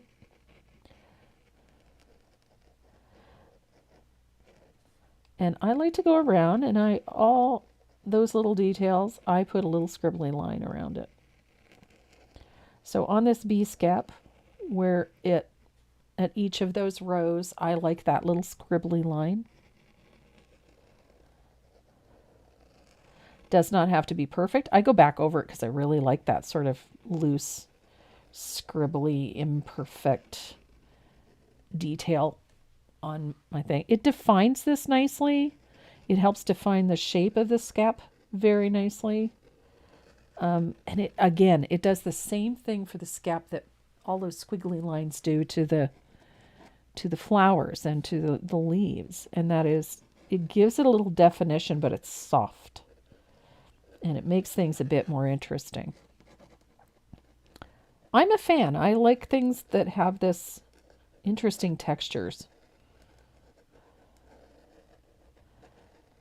And the bee skep, well, they're usually made out of hemp. You can find them made out of hemp. Some of them are made out of sisal. They are not perfect by any stretch of the imagination. And they're bound together. Each of those rows of sisal are bound together. So I like to put little stitch marks in so that it gives the illusion that this is bound up. So it's usually just two little hash marks every here and there. I don't even worry about getting them too symmetrical. What fun would that be? But it does make for an interesting piece. So it just lends this a little more interest. I'm a fan of my Uniball pens. I use the white ones, I use the red ones, and I use the black one. The black one I use the most. The white I use for detailing. The reason I like the white one is because it is fully opaque and it's very fine. But I do have something I want to show you when it comes to doing some of the white ink. I wanted to show you something that I just treated myself to because I fell in love with them the first time I used them. So there's that scritchy, imperfect, fun little detail just using the gel pen. I think for me that finishes this nicely. It's not a harsh, heavy line. It adds a little bit of texture and a little bit of interest. And it's just fun. Now, I also do the same thing to the sunflowers. I like to use my gel pen, put that little line in the middle, and then some scritchy little lines like so. And I do it to all of the petals, even the ones tucked in behind.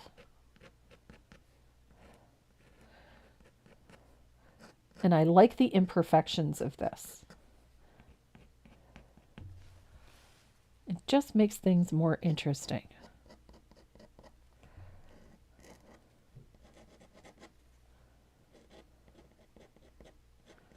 And when I say this pen is ultra fine, it really is. It's very, very fine. So whatever you use it for, whether it's putting outlining in or adding texture, it tends to be a bit more subtle. It's not in your face.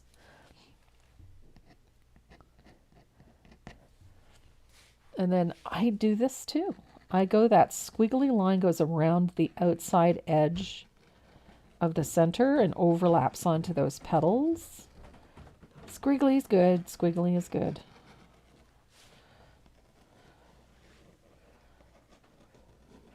And it also has the effect of softening the edges of things. So we have squiggly on our sunflowers. We have squiggly on our bee skep. We have squiggly almost everywhere. Everything is squiggly. I like the squiggles. And I like the texture it creates. All of those little imperfections just make things so much more interesting. So, at this point, I'm going to make sure that that ink is dry before I tackle the next thing. And you can go back in and deepen colors if you want to. If something looks a little flat before you put the ink on, go ahead and deepen things, brighten up floats or what have you. It's entirely yours. So I'm going to flip my line drawing back over.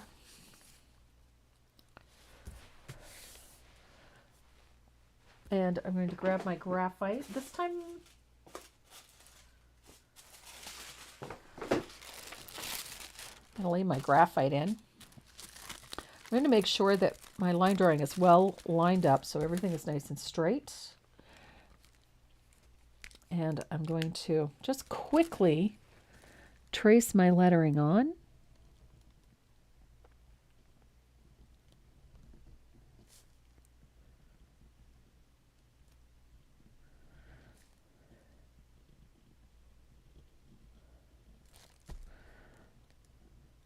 This one has sort of a handwriting style to it, less constructed than most, which appeals to me because it actually looks like my own handwriting.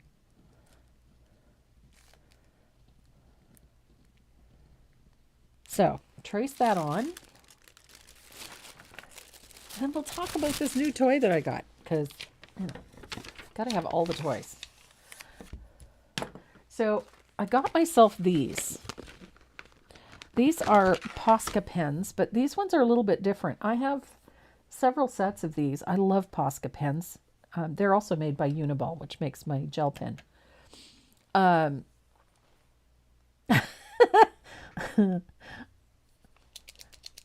So to prime one of these, you just give it a good shake.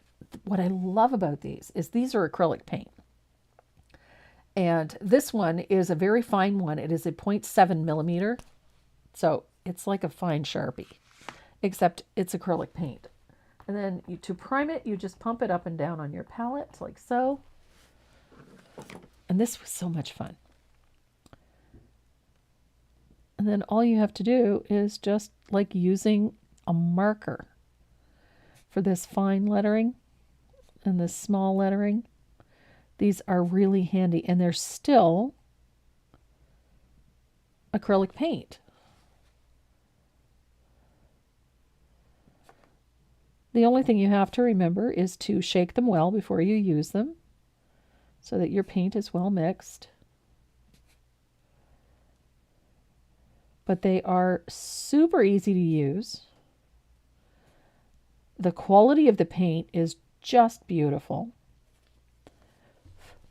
And I didn't shake it quite enough. They come in these sets. This set, I believe, was $32. And they are available from dickblick.com. I know they also carry them in their retail stores. But what I love about these is that opacity. The other thing that I love is that there's virtually no odor. And they are acrylic paint. It isn't ink. It isn't a marker per se. It is a paint pen. And that appeals to me because it's paint. It's not, I'm not putting yet another type of ink on my surface. And I just love how these work. So if you want to try them out, you can buy them individually. That's one nice thing I love about, another thing that I think is really great about these is that you can buy them one at a time and in a variety of different colors, or you can get them in sets. Now, I have 3 sets. I have the larger point. I have what they call a fine point, and then there's this one, which is the ultra fine. And this one is that, it's called a pin type, a 0.07. And just to make them even better, they are refillable, which is a really nice benefit. And not to mention the quality of them is exceptional. And I've found that with most Uniball products, that the quality is really, really good. So if you're interested in trying them, as I said, you can find these on dickblick.com. You can also find Posca pens in general on Amazon. However, this 0.7 millimeter I did not find on Amazon, but I did find them on dickblick.com. So if you're interested. If you're not, and then if you want to paint the lettering in, this is the size of rigger you're going to need. It is a 10-aught Dynasty Faux Squirrel rigger. How do you refill them? They actually come with, you can get a squeeze replacement that refills these. It's a bottle of paint, and I haven't had to refill one yet. But this, I believe this top portion comes off and then you can refill them. So I do know they are refillable. So I've got my lettering in. I'm going to dry this real quick. It is paint, so it just takes a minute to dry. And I'm going to do a little finishing work. So I've got a little bit of margarita. Oops, wrong brush. Need my script liner. A little bit of margarita. I'm going to add a little bit of warm white to it. So we need a nice little swirl right here. Little vines and tendrils. I like those.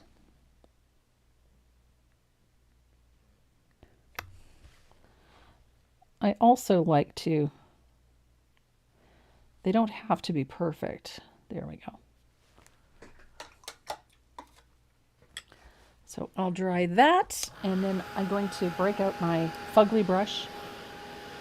Yes, Deb, you can get individual Posca pens. I know our local Staples store carries them individual. So we're going to spatter this. First, I'm going to do it with a little bit of warm white. because I like warm white. And I'm going to spend a little time focusing on the centers of my flowers. So I want it a little heavier there. And then I'm going to spatter the rest with a little bit of warm white, like so.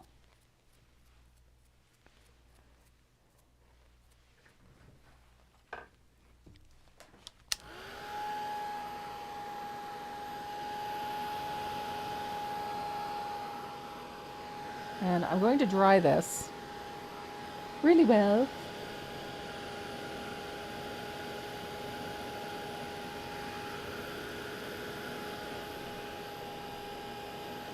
Oh, Patrick. I don't usually have that problem, Patrick. Not usually. I have had it happen, but it doesn't happen very often.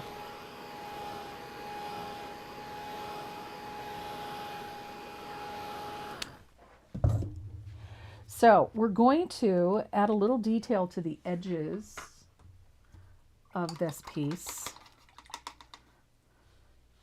I'm going to use a little bit of lamp black, and we're going to distress the edges of this. I'm just going to drag my black paint along the edge like so. I like it when it's a little broken, it's not perfect. And it fits perfectly with this distressed edge that's on our piece. I like this little bit of aging at the edges. Just gives this a nice finish.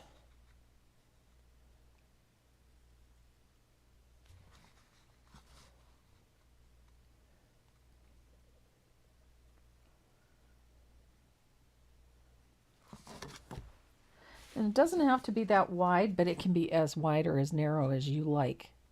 It's your piece. You can do whatever your heart desires.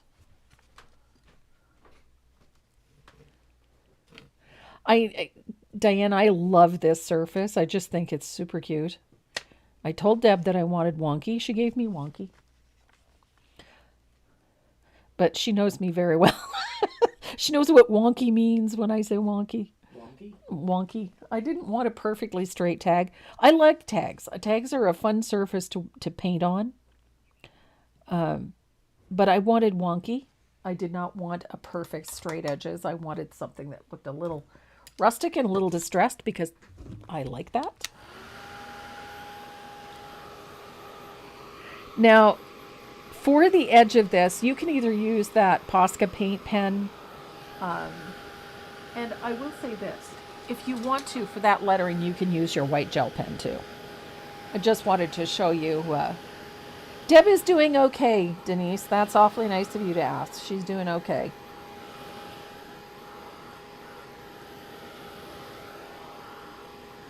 So make sure that's good and dry. And then you can highlight the edges. Oops, I dropped the cap of the surface with either the Posca pen or with the white gel. Either one will work. I like the gel too because it breaks things up nicely. And the white paint pen is a little more solid. I haven't used this one in a while. It's getting a little sticky. Oh, good heavens. This one doesn't want to work for me. I think it's been sitting too long. Oh, there it goes. I think it was sitting too long. There we are. Apparently there was a question about floating. Oh, I will happily answer that in a minute. Okay, I'm just going to... Okay. My white gel pen does not want to work today. So I'm going to switch to this white Posca. There we go.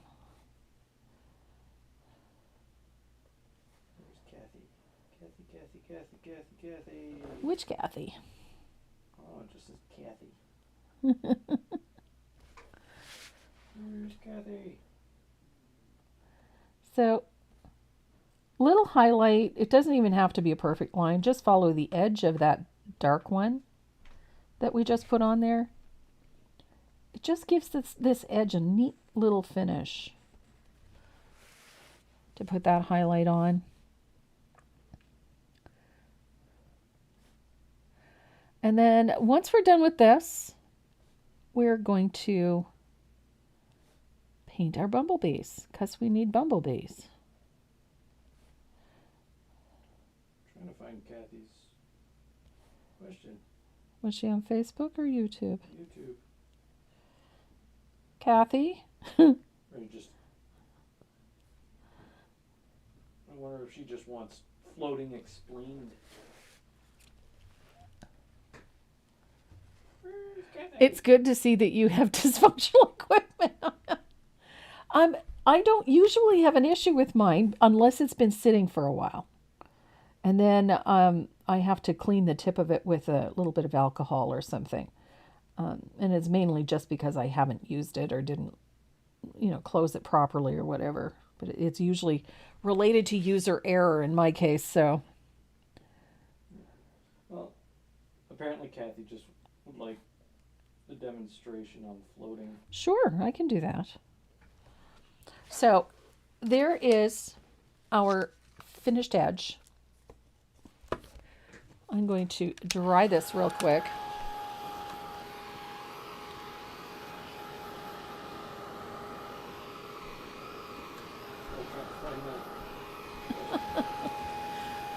And it'll give me a chance, because we have to finish out our bumblebees, so it'll give me a chance to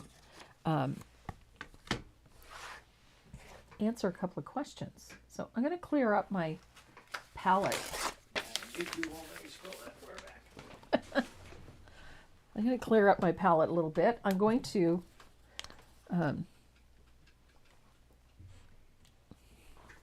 a little bit of warm white on my palette and a little bit of lamp black. If I can get it out of the bottle. It doesn't want to come out of the bottle. Come on. I don't need much. There we go. I can't turn up my volume. And I'm going to use either a little bit of sunset gold or a little bit of saffron yellow. Or you can use orange flame. I think we'll use orange flame for this. So a little bit of orange flame and a little bit of baby duck. You liking the new colors? I am really loving this baby duck. I'm holding. To paint a duck now. I don't usually do it wildlife, but whatever. So I'm going to base coat my bumblebee. I did the same thing to my bumblebee that I did with the sunflowers. Everything gets base coated with white because we're going to be putting other colors on for the same reason. So a little bit of baby duck on the thorax right here. Gorgeous yellow. Just a lovely, lovely yellow. So there's the baby duck. I think it's Kathy Elder. And we're going to just found you on YouTube. I've been watching all your videos, and you say float. Does that always mean watered down? No, float actually refers to a technique. And I'm going to show you in just a second. Floating, all it means is that you're putting a gradient of color over top of another color, usually to either shade or to highlight. But there is a method to loading your brush so that you can float easily.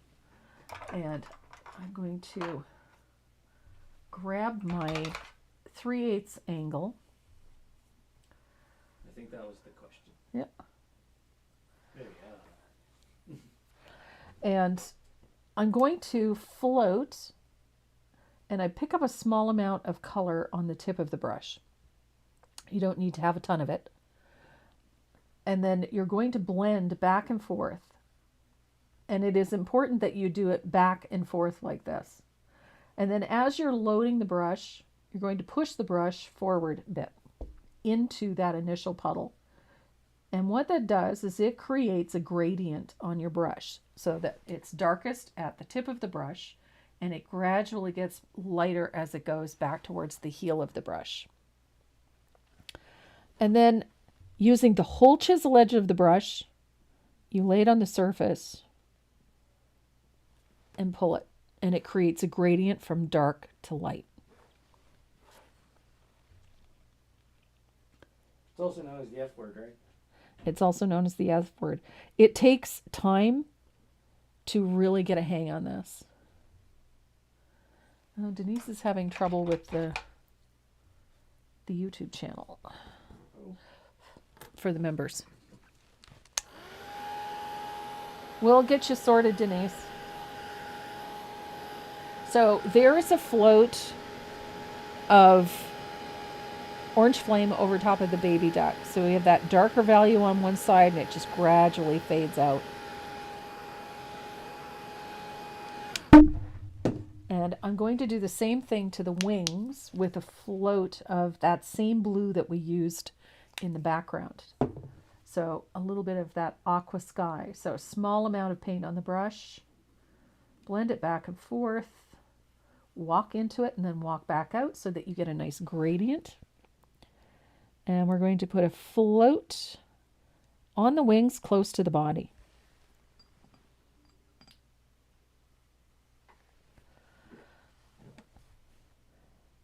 So we get a little bit of that blue in close to the body. Darkest value to the body, lightest value going out towards the tip. And then I'm going to do the same thing on the tip of the wing. I'm going to bring a little of that blue out there. Just a weak float.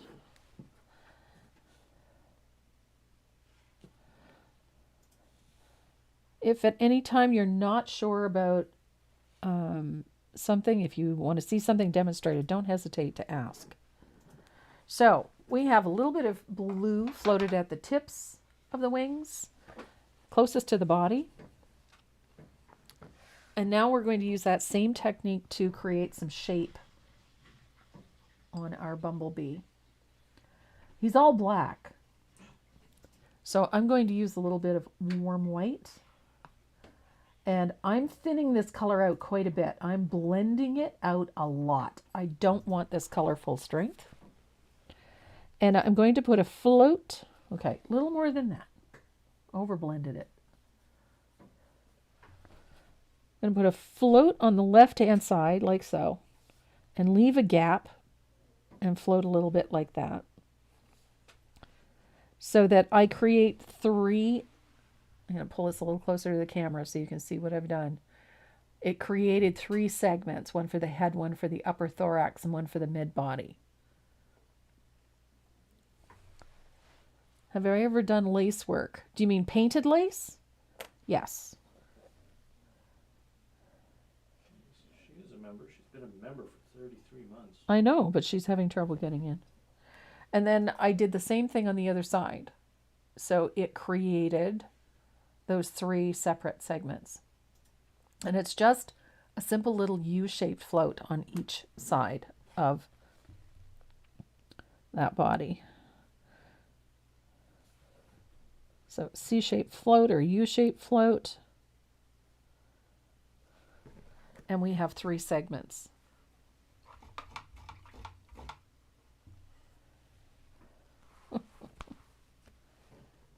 So I was behind the palette. So three little segments take shape and they're just simple little U-shaped floats.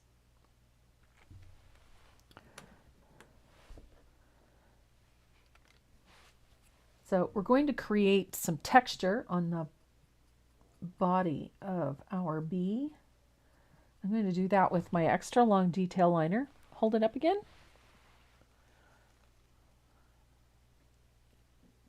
There we go. Now I need two bars. I need a bar here on the body of the bee And it's just little hair-like strokes going across, like so. So that we have a black bar, but it's not even. I don't want it even. And then I'm going to do the same thing right at the base of the body. So it gives the effect of having a fuzzy butt. It's important that we have a fuzzy butt on our bumblebee. I'm glad you finished that sentence. What, fuzzy butt bumblebee? Yeah. It's important to have a fuzzy butt bumblebee. It is very important. It's not important to have a fuzzy butt, though. No. Fuzzy butt bumblebee. Yeah, that's a different story. That's a different story. The only thing I can suggest for Denise is to make sure you're logging into the account that has a subscription. Yeah. That's the only thing I can think of, because otherwise there's nothing I can do on this end. So, we have fuzzy butt bumblebees. So we're going to add a little highlight to our bee. And I'm doing that with a little stroke of warm white on each of those segments. It's tiny little stroke. You probably can't even see it on the camera, but it's just a tiny little comma stroke. And then I'm going to use the edge of my brush to just touch the edges of the various segments of the bumblebee. Just the edge. It just gives the bee a little highlight on those edges. Super easy.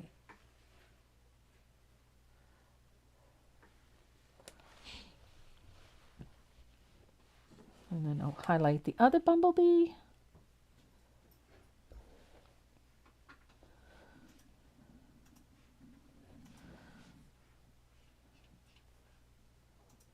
And it's just a little light touch. There we go. Now that same bit of warm white, we're going to come down here and put a few strokes of warm white on the body. Right over top of that black, but it's only on the highlight side. Fine little strokes of warm white.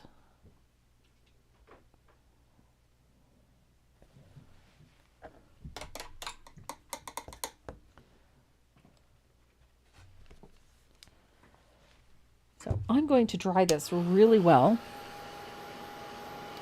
And then we're going to put a little float of asphaltum, just a teeny tiny little float, on the body of the bee. Just a tiny bit of color. You don't need a lot. It's just to deepen that float of the orange. Is there any artistic reason for using a gray palette instead of a white palette? Yes, it helps you mix colors more accurately. So if you have to replicate a color, it makes it easier for you to replicate them accurately.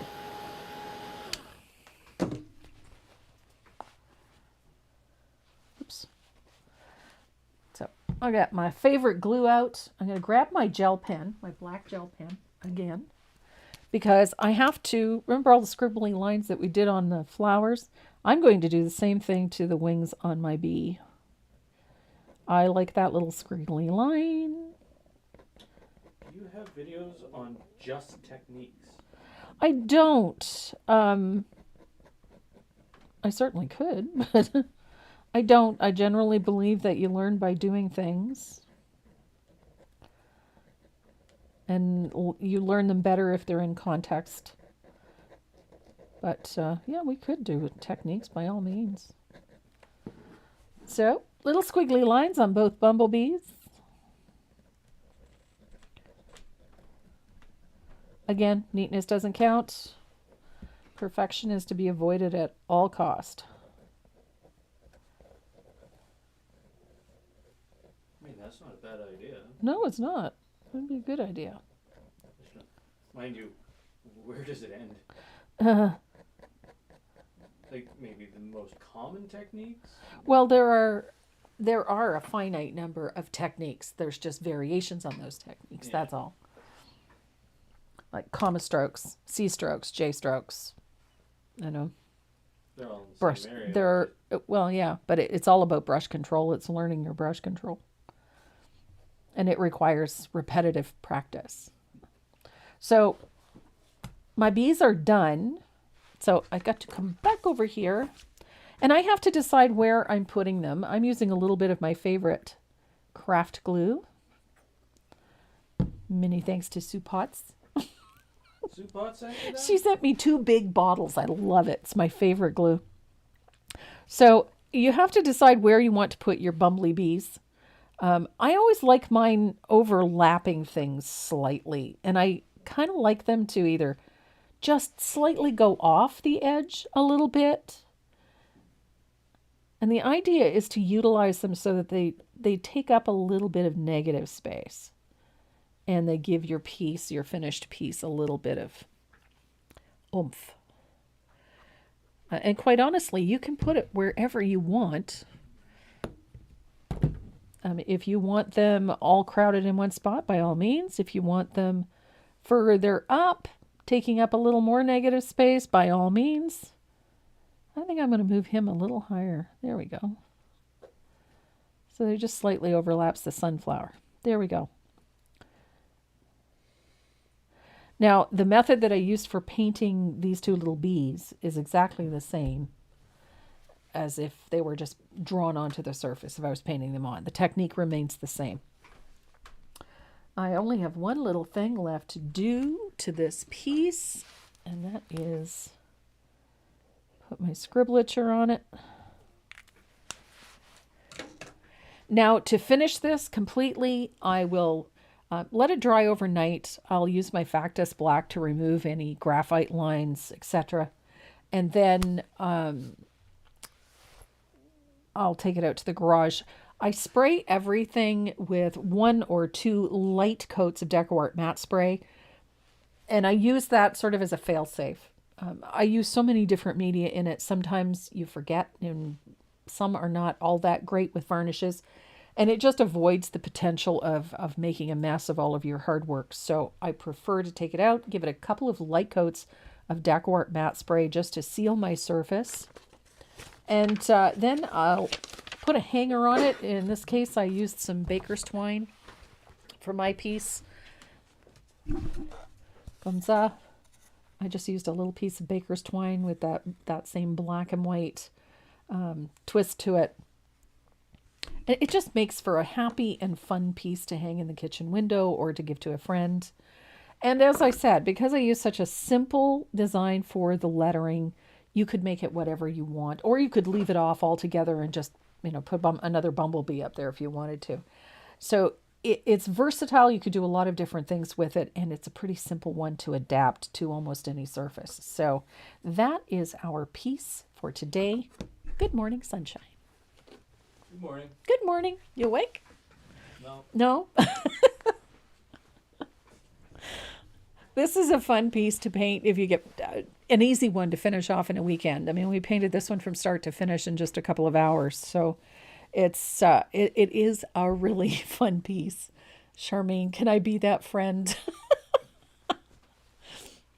So if you've got a couple of hours that you need a bright little mental health break, as it were, grab your paintbrushes, sit down and paint Good Morning Sunshine. It's a fun one.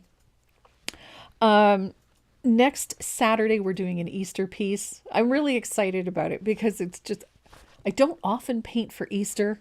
And I was sitting here doodling the other night and I doodled a rather cute little bunny, and then one thing led to another, and now we have a bunny piece for next Saturday. And then the following Saturday, we're going to be doing a rather large piece. And I think you're really going to like it. It is very pretty. I really am quite excited about it.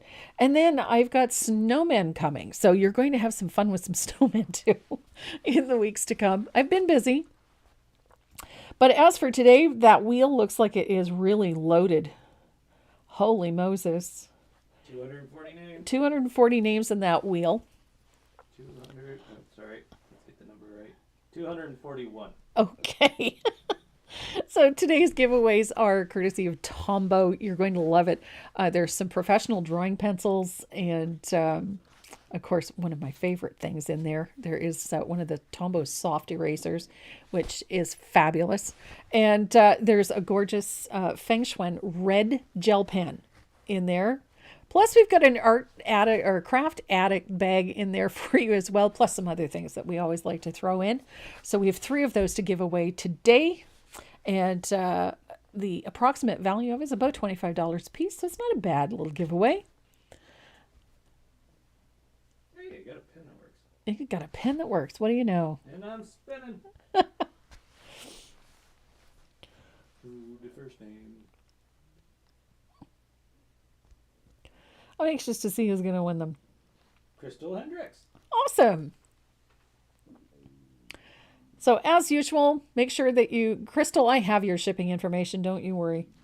Crystal's one of our members. That's why. Yes.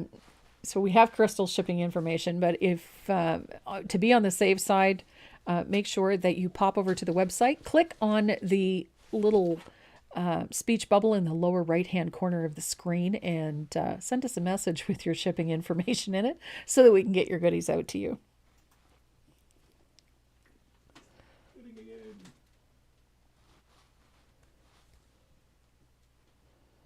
And 2. Jean, maybe. Wow. Jean, maybe.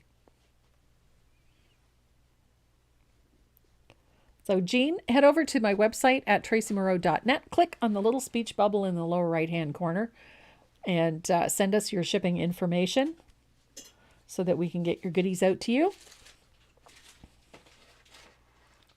Next week, I've got a beautiful set of paintbrushes from Dynasty Brush to give away. Yeah. We have a beautiful set of Dynasty black gold brushes for next Saturday. 3 sets of actually. And that is Sandy Fowler. Awesome. Miss Sandy. So those are our winners this week. We have Jean Maybe, Crystal Hendricks, and Sandy Fowler. Awesome. Well, thanks, guys, for joining us this Saturday, as you always do. We appreciate it, and we love having you. So if you are not already subscribed to my YouTube channel, please hit the big red subscribe button. And if you really like what you see, consider becoming a member of our Painting with Tracy or Tracy Morrow paid membership group. We have a lot of fun. We have challenges, prizes. We have lots of great stuff.